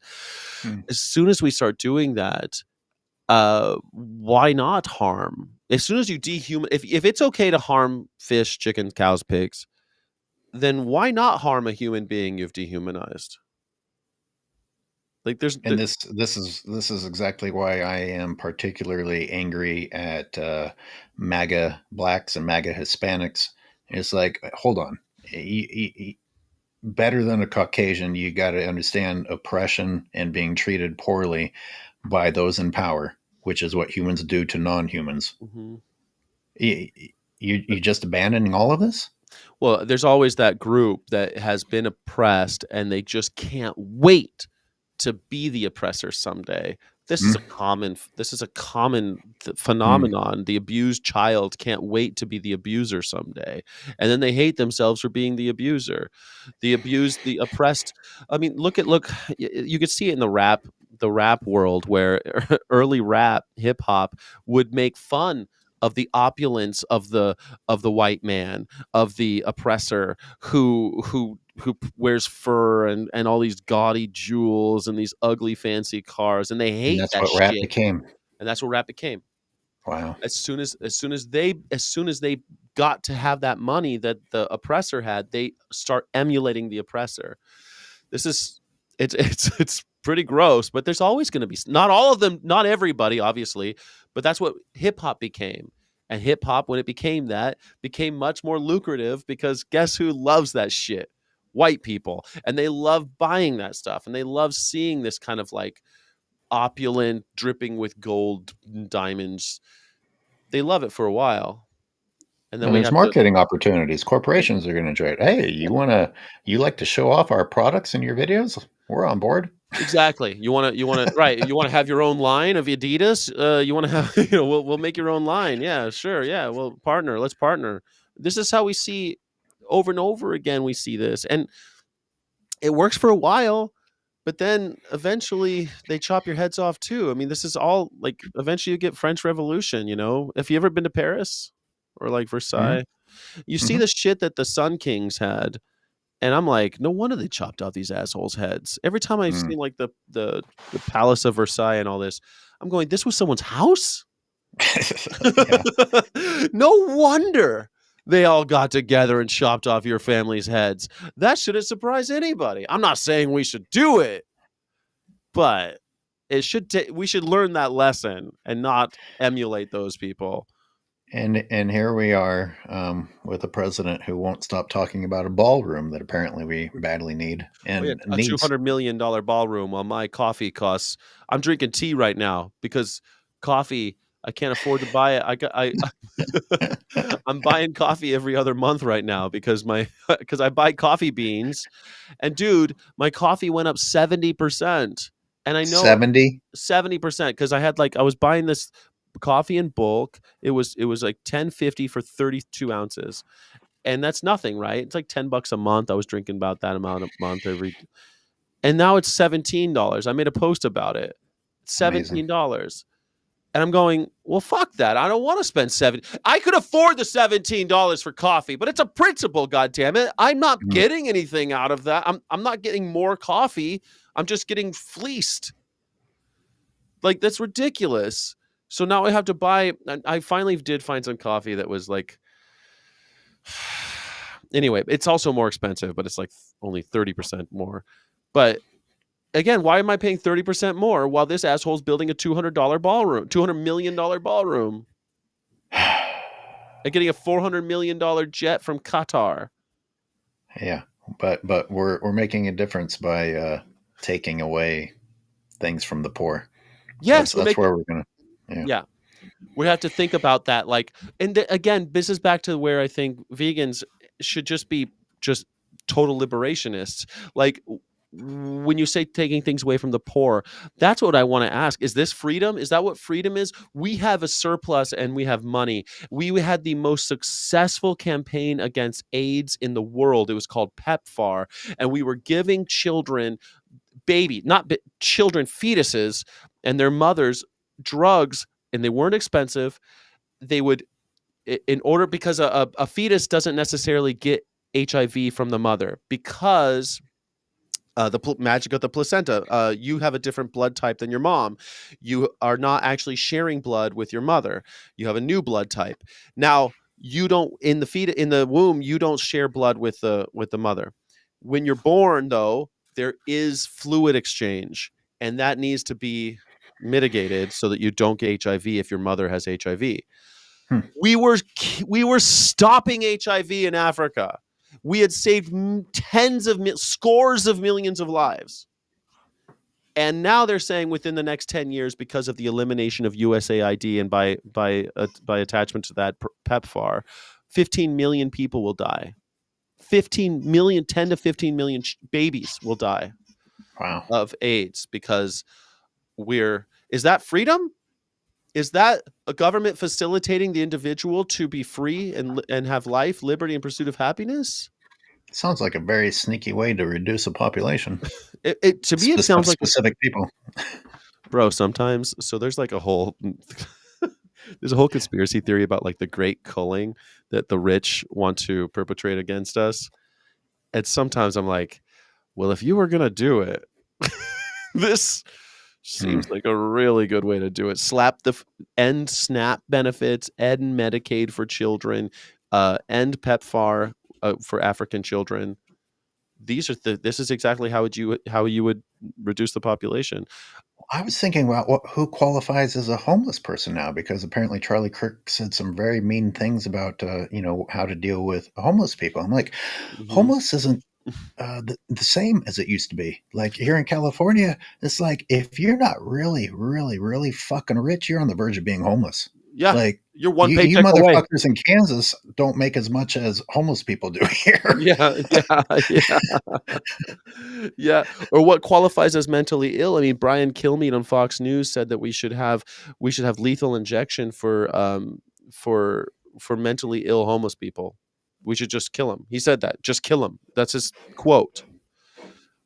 Involuntary lethal injection, just kill them. That's what they said on Fox News. Yeah. I don't know how to respond to that. It's so when we're talking about reducing the population, like this is how you would do it if you wanted to do it. It only takes 10 years. And we'll just have a planet full of the rich. Yeah, and enough of us to serve them.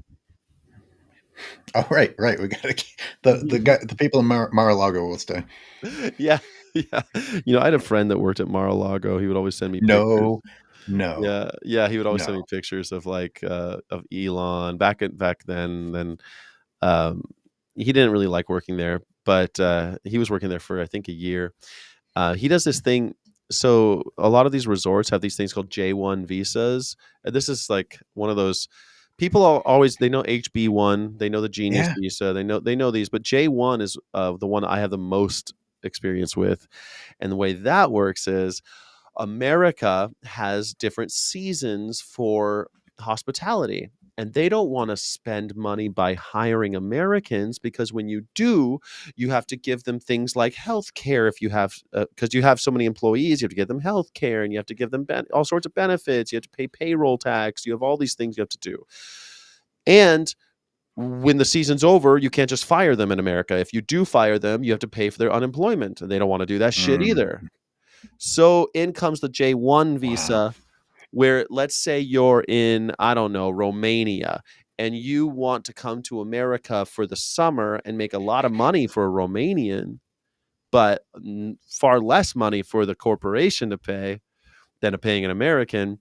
They'll bring you over here, especially because they love servers. Servers in most states make like $213 an hour, like over in Florida. So they bring them over there as J1 visas, and then when the season's over, they say, "See you later. Hardly knew ya. Goodbye." And then all the Americans that could have had those jobs and had like a career in hospitality, gone. Those people can't have those careers because they're importing people from other countries like into Mar-a-Lago. And Mar-a-Lago does this a lot. They hire a huge group of people during the season, and then they basically deport them right afterwards.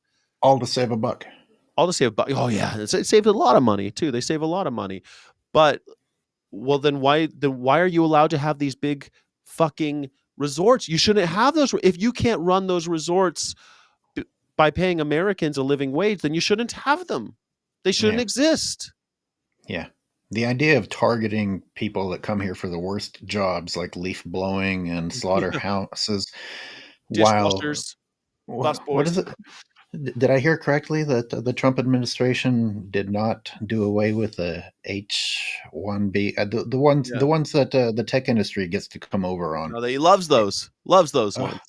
So the people that are getting paid an insane amount of money, we're okay with that. But I got a friend with the H-1B. He's making shitload of money. He's making more money. He's living it up. He's doing great, and I don't fault him for it. I mean, he works hard. He works for a big corporation. He does like, he's like a software engineer or some shit. Like, but we don't have software engineers. Thank you. Like, we ain't got them. What the fuck? I mean, why is Elon Musk even here? Why was he even allowed to come in? He came in on a student visa, outstayed his visa, broke the law, and then got a different visa, and then he got married and got another visa, and now he's a citizen. Like, that's cheating our system. Why is that allowed? I think we should all be free, by the way. We shouldn't have visas at all. But if you're going to be doing this only to get around employment law, because the reason why they're doing it, dude, is because they don't want to have to pay you unemployment when they tell you to fuck off. And they don't have to pay. So the techies don't have to pay H-1B people unemployment either. No, as soon as they got like I think 6 weeks to get the fuck out or get another job. It's a short amount of time. Oh, but they don't leave. If you have an H-1B, in my experience, no, they don't find usually ways to stay. Well, they try to find either they'll outstay it like a lot of them do, or they'll find another job within their industry, but they have to do it fast. Yeah. Okay. So like in San Francisco, in the Silicon Valley, it's not a problem, right? If you have an H-1B, you just have to like get another job real fast, and you can probably do it because you just worked for Google, and now you're going to work for Schmoogle, whatever. You could get another job. Bottom line is like, I mean, and I knew these. I've known some of these people. I thought it was refreshing getting to sample people from different countries. There wasn't anything wrong with these people, but then for an administration to campaign that the people with the shit jobs taking the lowest wages are what's undermining the country, while the highest paying jobs are also being given to people from elsewhere, just doesn't make any sense. No, because they'll always attack the vulnerable. Those people aren't vulnerable. Those people who are making all that money, they have money to find lawyers, and they have employers that will also back them up and find lawyers for them. And those people have political influence. People like Elon Musk and Zuckerberg, they have influence. People who own car washes, they ain't got no influences. They'll go to. Have you seen these videos of people getting chased down at car washes? It's embarrassing. It's beneath the dignity of our country. You would hope, but how many people are actually clapping for it, thinking that this is the key? Oh, things are finally turning around. Things are. Yeah, this is what I voted for. This is what what you voted for. If this is what you voted for, you are all right. Maybe we do need the guillotine if this is what you voted for, but like. I mean, come on. This is why, again, I think we need to remind people of what we stand for, remind people of what they stand for, and I think you could actually liberate animals that way. I know that might sound far-fetched, but I really do believe it, that if we actually got people to stick to their values and act according to their values, then we could do it. It's a fundamental mindset in which you actually stop and think about what your values mean. That's it. I mean, I just don't think it's as complicated as, man. I always hear these. Well, where do I get my protein? Figure it out, motherfucker. All you got to do is live by your values. After that, people ask me I've been vegan for over 20 years now, and for 20 years, people have been asking me, "Oh, well, how do you? What do you? Is it hard?" No, man, it's been the easiest thing in my life. The only thing hard is that all you assholes, I feel like I woke up in church and you guys are all still like this praying, and I'm like, guys, it's time to. It's I time. know what you mean. I took it a step further. I mentioned it on the Tuesday show. It was like, so let's say that animal protein is actually really important to us. Mhm. As the superior species, don't we have the capability of saying, yeah, but we can still do better? We can find ways not to get protein doing this horrific shit. Mhm. And you don't even have that excuse to stand on because there's better sources of protein, more that these things can actually process. But Yeah, I mean, even if I looked like a wolf, right. but we have the intelligent brain, it's like be better. You Yeah, I be think of better. it like I'm a Star Trek fan. I always think about how, you know, in Star Trek they have protein realignment machines and all of these replicators and stuff, and they're just like they just have a very fancy way to print food now, and they just don't eat animals anymore because why would they? They worked to no longer have to. Well, we're already there. We're living in a world where you don't have to eat animals. Yeah. You never really did. It was always wrong. It was a way to make money. It was a way for people to grow wheat and soy and the different grains to upcycle their grains. You grow a lot of grains, you can upcycle it into an animal and you could sell that animal for more money than you would have sold that grain for. It's Mm. always been about money. It's never been about this like apex predator. We've got spears and the woolly mammoth. It was always bullshit. That was always a small group of fetishists, people who dress like yourself right now. People like right now, hunters are just weird fetishists, and we're Mhm. like, "Oh, well, that's how." It's always been that way. It's always been the weird warrior class weirdos who can't fucking get along with other people, and they think that this is how they prove their manhood. It's always been that way. Fucking weirdos, and there aren't that many of them, and they kill some animals. But what we have today is agriculture, and how agricultural companies like Cargill have upcycled their grain in through the belly of a beast so that they can make more money off the consumer. And by the way, the grain growing is accomplished via government subsidies, which I would call socialism. Oh yeah, yo, did you see all the farmers in Arkansas Yeah, yeah, yeah. I've been talking about it. praying for Yeah, yeah, socialism? yeah, yeah. Exactly. Praying to God to inspire Donald Trump to do a socialism for them. You Yeah. know what? And I think he should. You know what I think he should? I think he should do exactly what he did for Intel and pull a real socialism. Sure, we're going to give you another $23 billion, just like we did in 2018 when Donald Trump started the first trade war with China. Now we're in a trade war. Donald and China is boycotting our soy farmers again, and soy farmers in Minnesota and Arkansas are praying to God to inspire Donald Trump to have a socialism. Fine, give us 10%. I'll tell you what, give us 10% of everything that you have. This is crazy to me that we keep on funding these for-profit industries so that they can perpetuate this enslavement of our fellow tribes of Earth. It's ridiculous. I don't understand what these MAGA farmers are growing that hippie, vegan, leftist soy shit for in the first place. Now that soy, it's all for tofu, right? This is what this is so funny too. They're like, all you soy boys, motherfucker, you're all soy boys. Every time you eat it, what do you think the cow ate and the chicken and the pig? Hmm. They're eating Hmm. soy. Or like, you know, you've heard about like in Brazil, Bolsonaro is probably going to go to jail, and one of the things Yeah.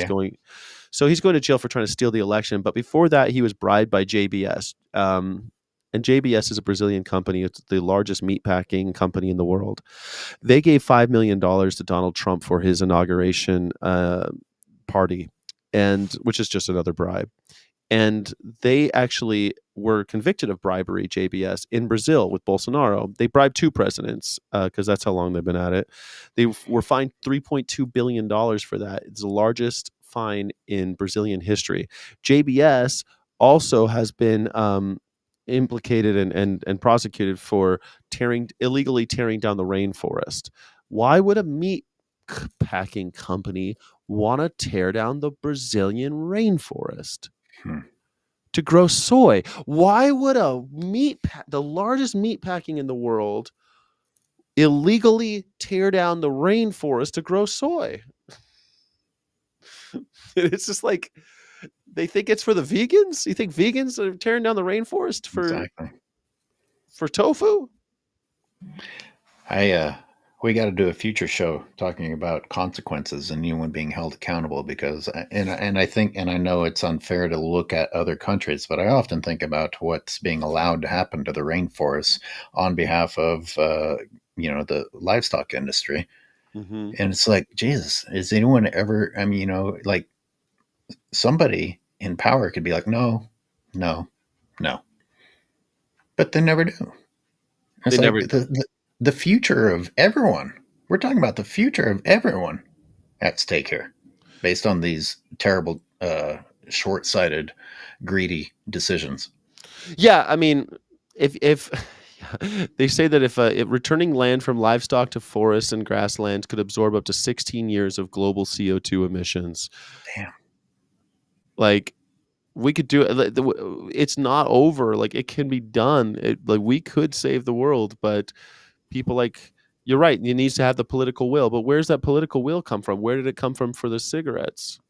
I mean, if there was any inside of these people, uh, cash makes it disappear. Well, this is something I don't get though, because like there was nothing. There's no money to be made by telling people to stop smoking. How did they do it?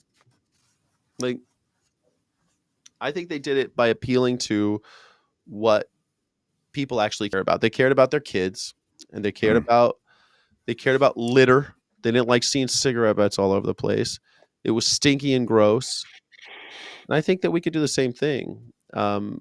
Well, we've seen a massive counter movement. I think that there was some progress, and I think that the amount of marketing coming out of the meat industry, pretending like, I mean, they've got cows via CGI walking out of a flourishing Yeah, rainforest to make it look like they're part of the system. yeah, yeah, This is yeah. The where part of your the meat's coming ecosystem. from. Yeah, yeah, yeah. Well, they've always had like cartoon cows and chickens and pigs, right? That's always been a thing.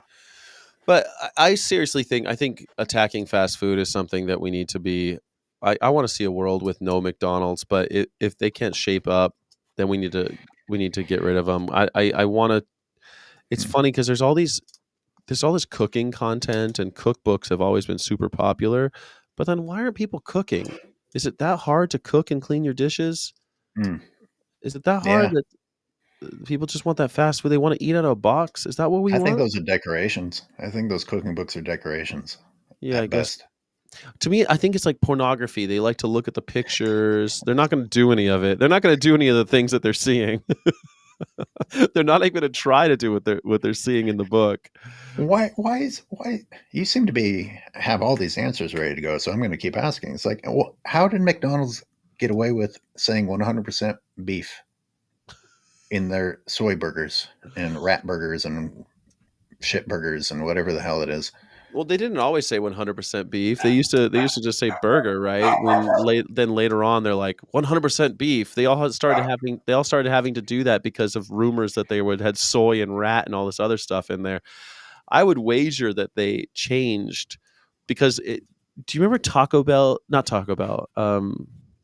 I think it started with Jack in the Box. Those tacos, people said that that taco wasn't actually beef, and they never used to say anything. They just wouldn't even say what their ingredients were.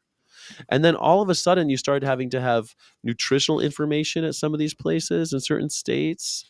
You ever go into a fast food place and the nutritional Yeah, information's on the wall? yeah. I think when that started, they started having to actually mind their P's and Q's of what's in there, you know, and they had to put their nutritional information. I think that's Are you actually think that McDonald's is 100% beef now? Today, I think well, 100%. There's still like salt and MSG and all What's sorts of beef? other shit. What's the definition of beef now? Well, I do know that 90% of dairy cows end up as hamburger. So Just the worn out shell of a mother. yeah, it's the low grade beef, right? So they're not they don't look, I mean, I've been to the slaughterhouses. These cows don't look, some of them do look really bad off, but they're still quite young. They're like 4 years old. For an animal that'll live to be 15 to 20 years old. I mean, 4 years is pretty young. And I went over to Manning Beef with Crystal, actually, from our honor. We went over there and watched them unload the dairy cows, and we saw one died right there. They just killed him and dragged him dragged her off of the truck. But What do you like? It just fell over, couldn't go on, or what happened? she wouldn't get. We weren't able to see exactly what, but she did have a captive bolt. But she got bolted on the truck and then dragged away and picked up by a dragged off the truck and then picked up by a forklift. Oh, she was disobedient, so they killed her ahead of time. Yeah. You're not allowed to like slaughter lame animals and stuff like that, but if you, yeah, it's just a loophole. They walked up there and killed her. Yeah, right there. Yeah, and then we watched as they took the body. Yeah. Oh. But people think that, oh, well, dairy doesn't kill the animal. Well, all those animals get their throats slit, and most of them become hamburger. They're not like, because it's low, or like pet food, just low grade beef. So it's not a stretch to say that Burger King is 100% beef, but what does that? Who gives a shit? All beef patty, right? This is all beef patty. But I will say this: when I worked in the hospitality industry, free range isn't a term that's policed. So every chicken, it always says free range chicken. That's all bullshit. That's not true at all. Like No, of course not. Comes out of the same box as just a box full of breasts, and that's how they do it. Some of the slime balls up north of where I am, Marin Sun Farms, somehow successfully managed to get people to think that dairy cow flesh is a higher quality. So after they're done, forcing the mother to produce babies for a few years, and she's vacant-eyed and longing for an end, then that's actually something you should pay more for. More interesting. That's marketing, baby. I guess it depends. Up in Marin County, I mean, those cows are, it looks almost bucolic up there. All those dairy cows. I've been up there, and those cows look like they're all out in the pasture and everything, and you don't see what's actually happening. I guess it's still dirt and mud and shit, like you said before. I mean, there's a very small window of the year that you can see some green stuff on the ground. True. They've overgrazed the piss out of it. Yeah, there's not much. Yeah, but I have seen, like, in Sonoma and some of these, like, you see the Galloways out there, and you see the cows looking okay, but I don't know. They spin everything, man, and to think that a dairy cow is somehow worth more. But what's funny too is that we were talking to some dairy farmers, and a high percentage of their income every year comes from beef on the hoof. It's not from really? High percentage. A high percentage, because and if you think about, like, 73% of their income is now subsidy, so that's incredible. Socialism, yeah, that's what's keeping the dairy industry alive, right? And then they have, like, the methane catchers. They catch the methane, they get money from that, and all sorts of subsidies from that. And so they're pretty diverse in how they're getting their money. They're selling the babies for veal calves. They're making money off of that. It's funny now, it's more ethical, if you want to talk about suffering, to eat veal than it is to eat cheese or drink any kind of dairy, because there's no when they have all of those calves lined up, people think they're looking at veal calves. Those aren't veal calves. In California, a veal calf actually has to have something like a 6x10. They've got to have a big room, like a jail cell sized room, because of a law. But that law does not exist for beef cow or beef cattle or dairy cows. So when they're babies and you see them all lined up, and because they still in California, they have all these hutches. They're tiny little hutches where they put Oh, these I'm calves. very aware. Those aren't veal cows. Those are cows that are going to be used again as dairy, or that are being raised solely for the purpose of flesh, not veal. Veal calves, they get it easy. They get the rich sweets for their short time on Earth. I mean, At the time I became vegan, I learned about this law about making the enclosures a little bit bigger for veal mm-hmm. Animals, and so that when I saw the dairy hutches, the isolation pins, I'm thinking, oh, this is a veal cage. Yeah, I thought the Before I same. realized, oh, there's different cages for different sorts of exploitation. Mm-hmm. But they're all But cows. They're all cows, yeah, though. yeah, But if we're going to be talking about reducing suffering, that's where we end up. We end up in this fuckery where we're talking no, about you're right. how well I guess it's, if we're only trying to reduce suffering, then eating veal right now is ethically superior to eating any other form of animal flesh, Yeah, because they're the only ones that have a state mandated extra room. They're at the Ritz. So yeah, anyway, that's just why I like to talk about liberation, why I like to talk about abolition instead of reduction. and I talked about, and we're going back to the beginning, in which I think I may to the listeners have presented it as I was pro reduction, but really I want to get to the beginning. I want to knock it out from the top, because again, Yeah. this picture behind me, Mm-hmm. that animal is not being carved up. It's not having bolts put in its ears. It's not having the babies taken, but bad things are already happening. And it is based upon some form of enslavement, some sort of control. And it does go back to animal agriculture. So freedom. You want a better life for the creatures, then you start here. You start at the very top. Yeah, and for us all. And I think that this is like how One Health comes around. I've recently kind of been more interested in this idea of One Health, which of course is a term being now co-opted by the industry as well. But the idea only that health and climate and dignity and compassion and all of these things are one thing.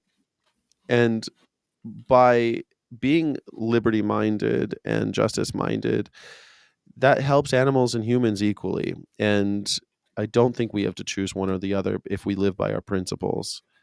I I don't think we need to choose. I'm not one of those. I'm not such a intentional. What do you call these people? These intersectionalists. People hate these intersectionals and all this. I'm not intentionally intersectional. When I'm talking about animals, I'm talking about animals. But I think that um, if we stick to our guns on our principles, then we can have it both ways, and we don't have to choose. Um, and that's how I think we can actually make the world a better place. No more meatless Monday.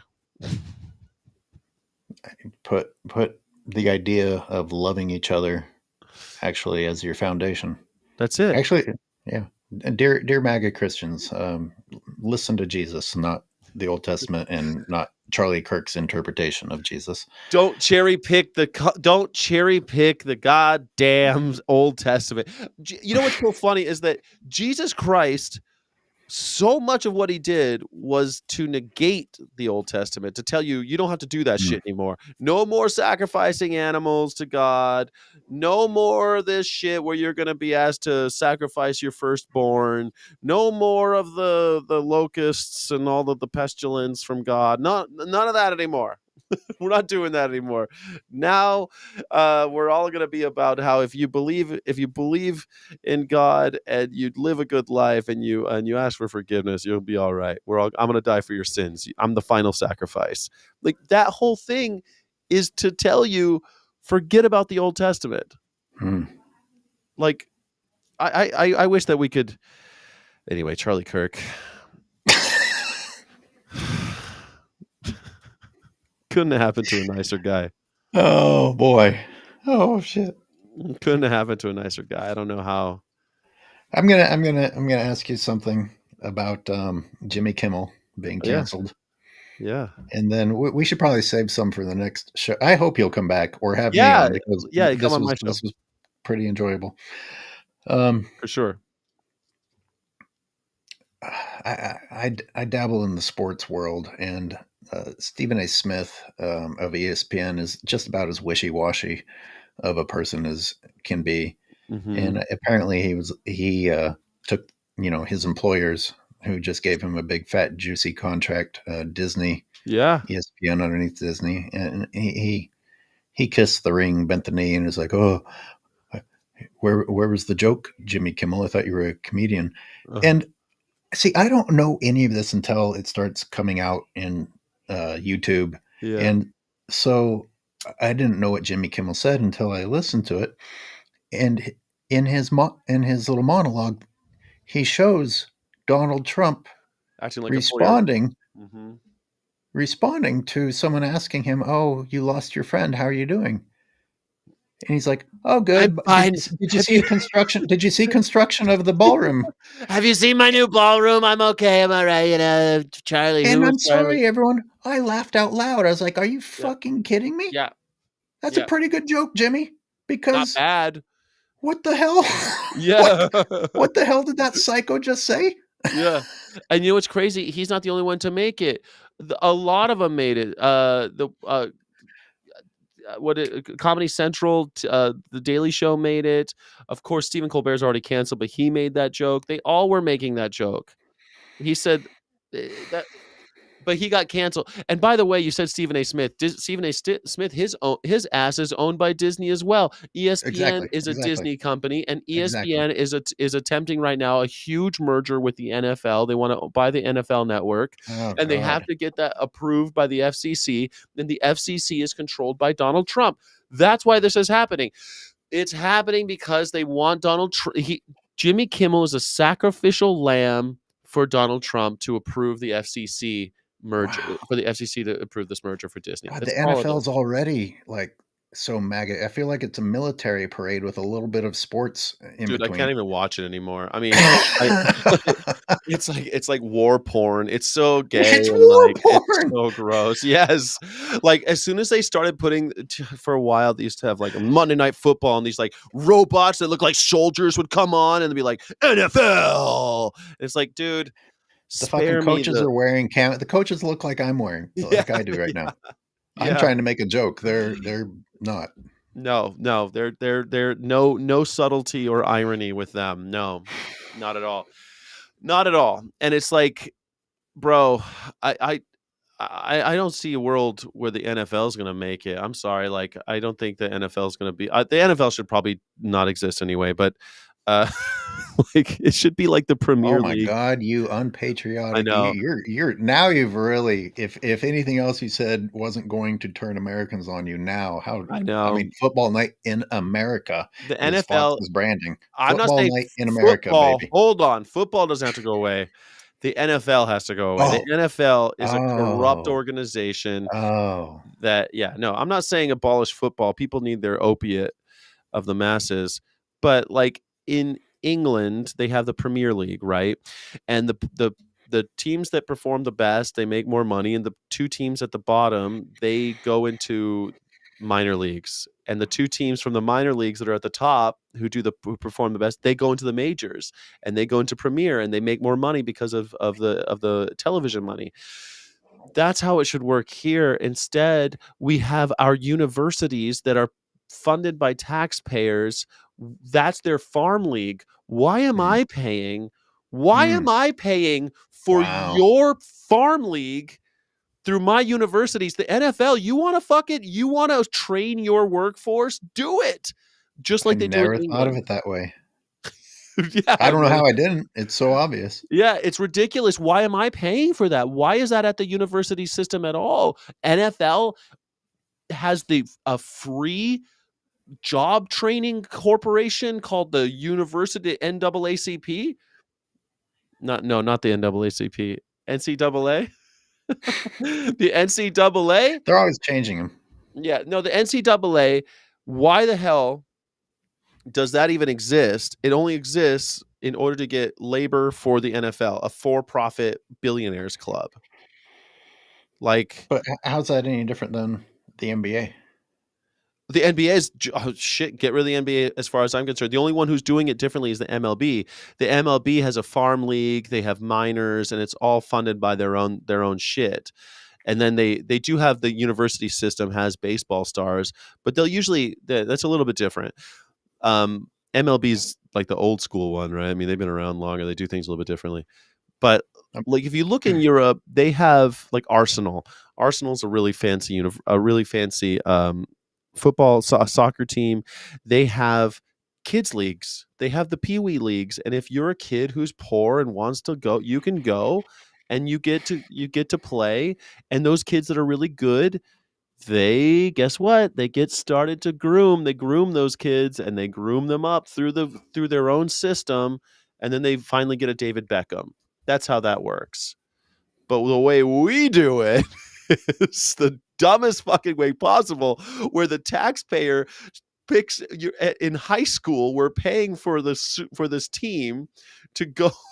Why would you do it in education? Why would you do it this way? If you want to learn to play football, do it on your own time after school.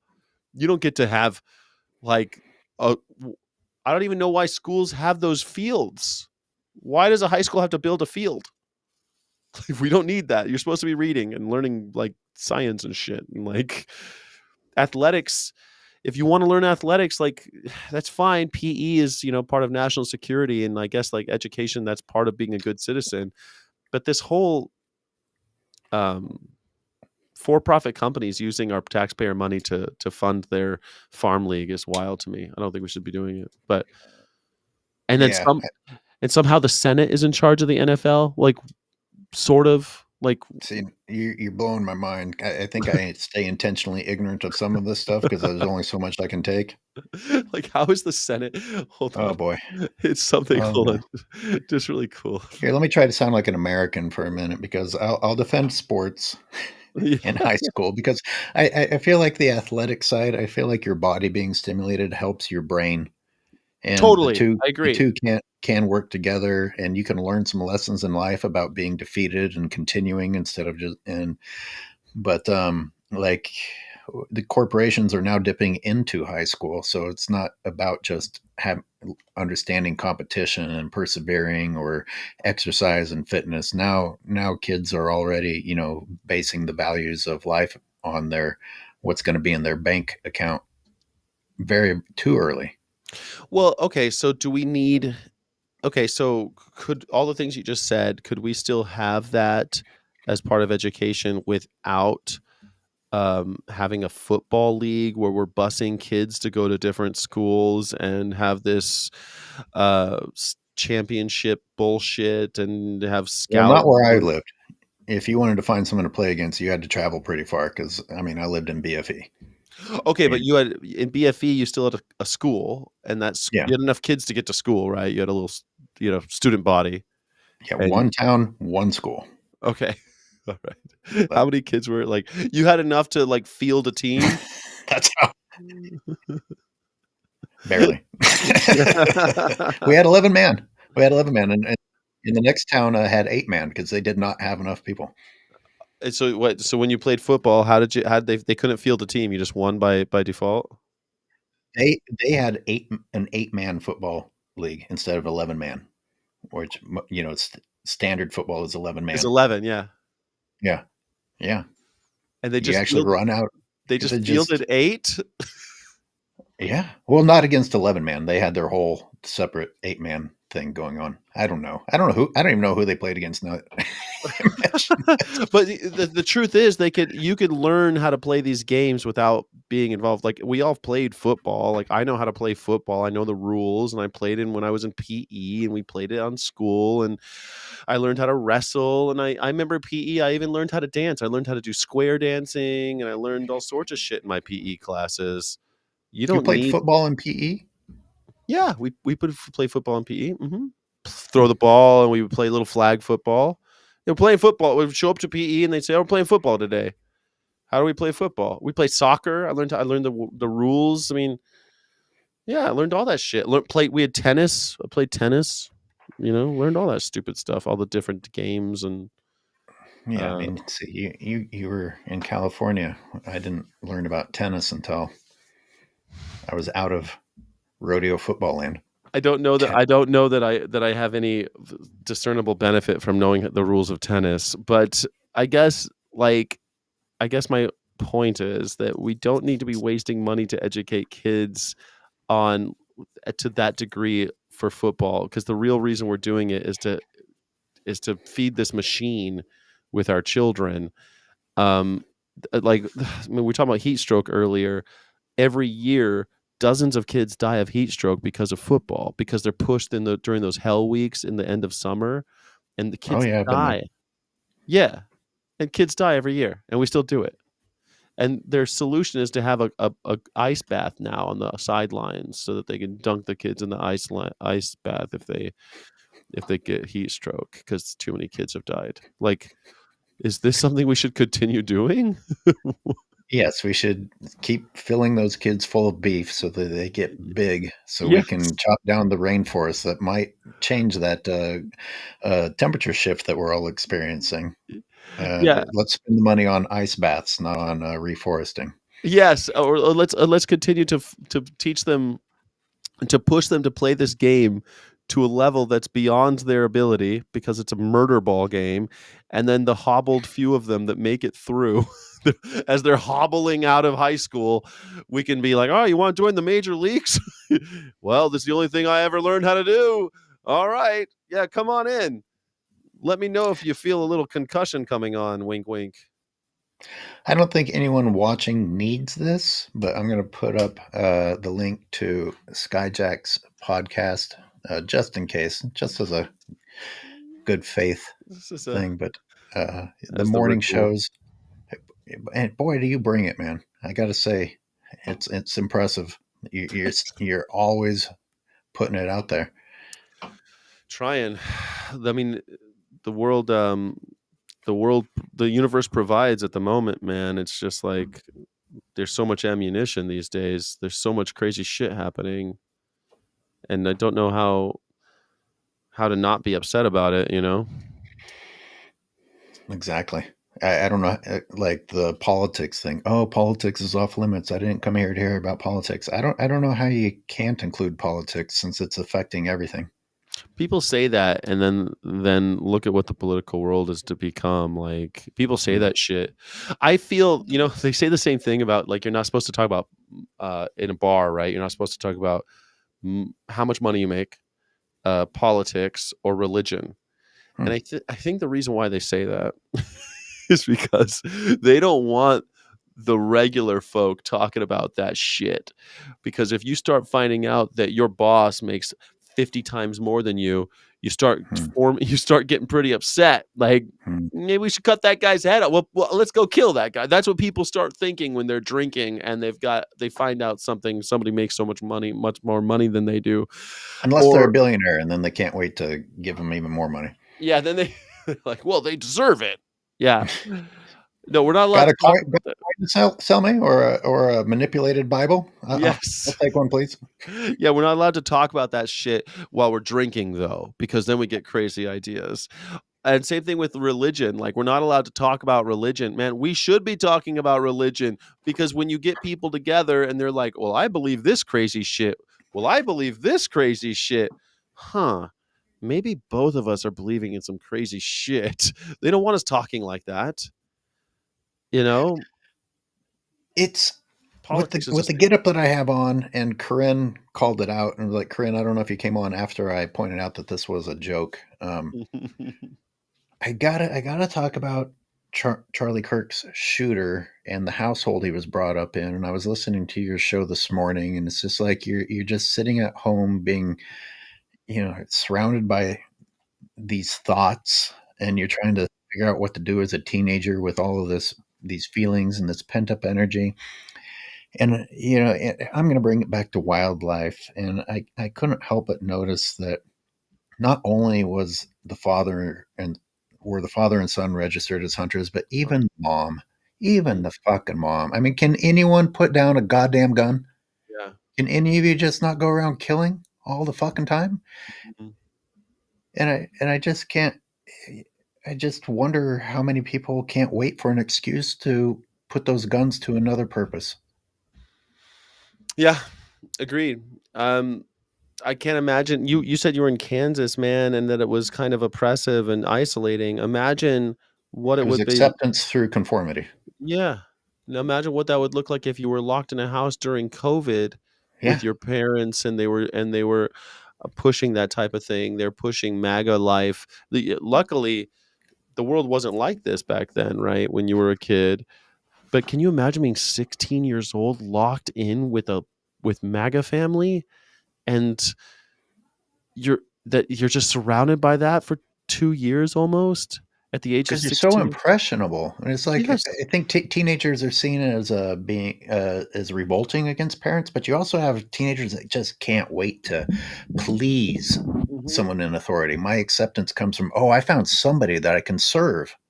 Well, you don't know Great. which way it's gonna go. That Yeah, oppression, that pressure, it could when you squish something, it could squirt this way or that way. yeah, And I was talking about how, like, you see this with Catholic schoolgirls. Some people make it yeah, out some yeah. people make it out fine. They just become well-adjusted, but a lot of them end up strippers or nuns, and you get this Madonna whore complex. Like, this is all from pressure, and that pressure needs to be relieved. We need to say Yeah, no. they escape with their virginities, just not their asses' virginities. Yes, right, all that stuff, right, exactly. They find the loophole. Yeah. The whole hole, the loophole. Yeah, it's ludicrous, and we allow it. Corinne has a question. I'll I let saw you that. take it.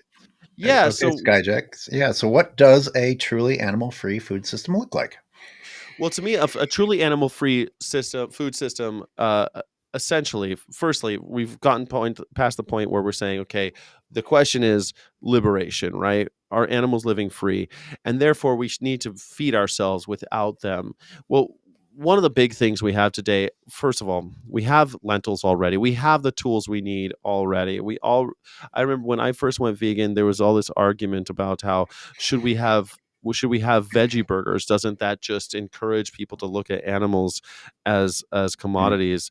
And mm, I'm like, no, when they have a veggie burger that tastes just like a burger, everyone's going to go vegan. You just wait and see. mm. Well, we have Beyond now, we have Impossible, and that's not what we're seeing. We have precision fermentation. Now you can have identical to milk with no dairy milk, identical, this bored cow with precision fermentation without any cow. You can have the milk without the cow. We can have everything we want and more by just providing people more freedom and liberty to choose more options. And if we have to, I think we need to prove this through coercion when it comes to the corporation, not to the individual. We need to start saying you have to offer more options at places like McDonald's, or else you can't do business here. You cannot just come to our communities and poison them without having some other option there. So if you go to McDonald's, you need to have an option of a lentil burger. So we can do it right now, and we aren't. You're asking so much to provide a healthy alternative. Right. We're asking so much of that. But And they'll say, McDonald's does a salad. McDonald's does have a salad option, right? do they? I don't know. I don't remember them having a Or I salad. think they They didn't when I was experimented with growing it. up. It probably didn't last. Salads are really hard because they don't it doesn't keep. Like it's expensive for a restaurant to Sure. keep fresh produce. But most of these meat substitutes they can freeze. Same thing with the bread and the cheese. All the vegan options can be frozen, so you don't worry about spoilage as much. But these issues come from more freedom, not less, right? Not Mm. less individual freedom. If we're going to pressure anybody, we need to be pressuring these corporations, be pressuring our governments to push and push hard to offering more safe alternatives to animal flesh and fluids. And I think we need to our campaigns need to change from any kind of reduction or dietary suggestions to complete liberation and total abolition of the enslavement of animals. An animal-free, buy that. yeah, an animal-free system is about having the protein we need, and that is perfectly. We already have that. We already do. An animal-free system, what it ends up really looking like is every hamburger represents 660 gallons of water. Every glass of cow's milk comes from a calf who lost her mother. Every acre used for cattle could grow food for humans and rewild it back into a forest so that those wild animals can live with dignity and liberation. And to me, those are the things um, where we have to concentrate our efforts, not these lifestyle tweaks, small lifestyle tweaks or purity tests. I don't think get us anywhere. And I think that's where we're stuck: purity tests and lifestyle tweaks. That's not what I'm into. No. And you leave yourself open to the other excuses, such as the people dressed the way I'm dressed, saying, "Oh, Mm. well, I'm doing it to stay in touch with my ancestors, and that I was, this is how humans used to be." And it's like, Humans really? used to walk to work. Start there. Thank you, thank you, thank you. Let's start there. Start walking more. Fuckers. Start greeting each other, sticking your noses up each other's asses, and all of these other things if you want to start, mimicking animals. But let's not start with, yeah, Well, if we're gonna say like this is how humans were, all right. Well, humans used to do all sorts of stuff. Let's take some of the good stuff that humans did and get rid of the bad stuff. I mean, I like greeting people. I don't know. We don't greet people like we used to. Good morning. You don't see that shit anymore. You don't. People don't do that it's in true. America. No, it's It true. used to be you walk around and people would be like, "Good morning." It's like that's something so small. We don't even do that. Tipping your Yeah, hat, taking your hat off when you walk indoors, things like that. I wouldn't mind, but truly, I don't. I want to be clear that I want a less oppressive world, a more democratic world, not a despotic situation where we're telling people what they can and can't eat. I truly believe that if we can pressure the corporations to offer it, more people will get on board, and it's just a matter of critical mass at that point. Um, amen. yeah, but also You got provide them the space when they're done. Like, how many times people they go vegan and people, how long have you been vegan? And it's to. like, and they start comparing each other and shit. Fuck all that noise. If someone's gone vegan, you should welcome them with open arms and be like, "Thank you for not enslaving animals. Let's get to work." Yeah, You know. So great space is. message, and thank you for giving me 2.5 hours of your day. You're welcome. I do have to get on to my other things though. And if anybody is watching, please, if you're gonna go, our honor is we're going live at 4 for FOIA Friday. I need to put some Oh, FOIAs in. We do FOIA Friday. and they Uh, can find that on your Skyjack YouTube channel also. I'm gonna post it in the in the community tab, but it's on the Our Honor on YouTube. You can watch it there. That's Our Honor is a nonprofit that we work towards getting. It's Oh, a it's a veterinary. separate channel. It's not a Yeah, spell it. Our Honor, AOURHONOR.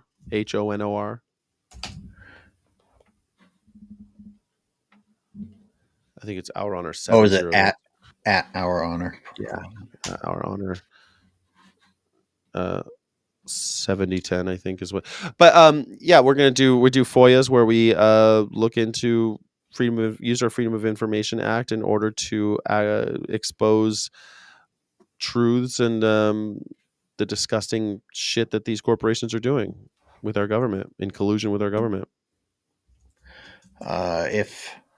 If Skyjack Morgan giving 2.5 hours today was not enough, he's gonna be right back to it That's right. shortly. So At please four. go support him and his colleagues on Our Honor.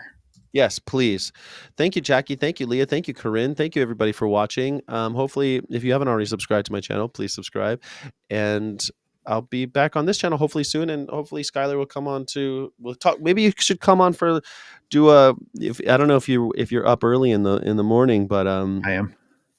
maybe you could come on on the Morning Sky channel, and we could talk for about something in current events for 30, 40 minutes on the Morning Sky show. Oh, invite me. I'll be there. Yeah. We had to pick something. We could talk about Jimmy Kimmel or one of the something about freedom of speech or something. It's kind of Absolutely. fun.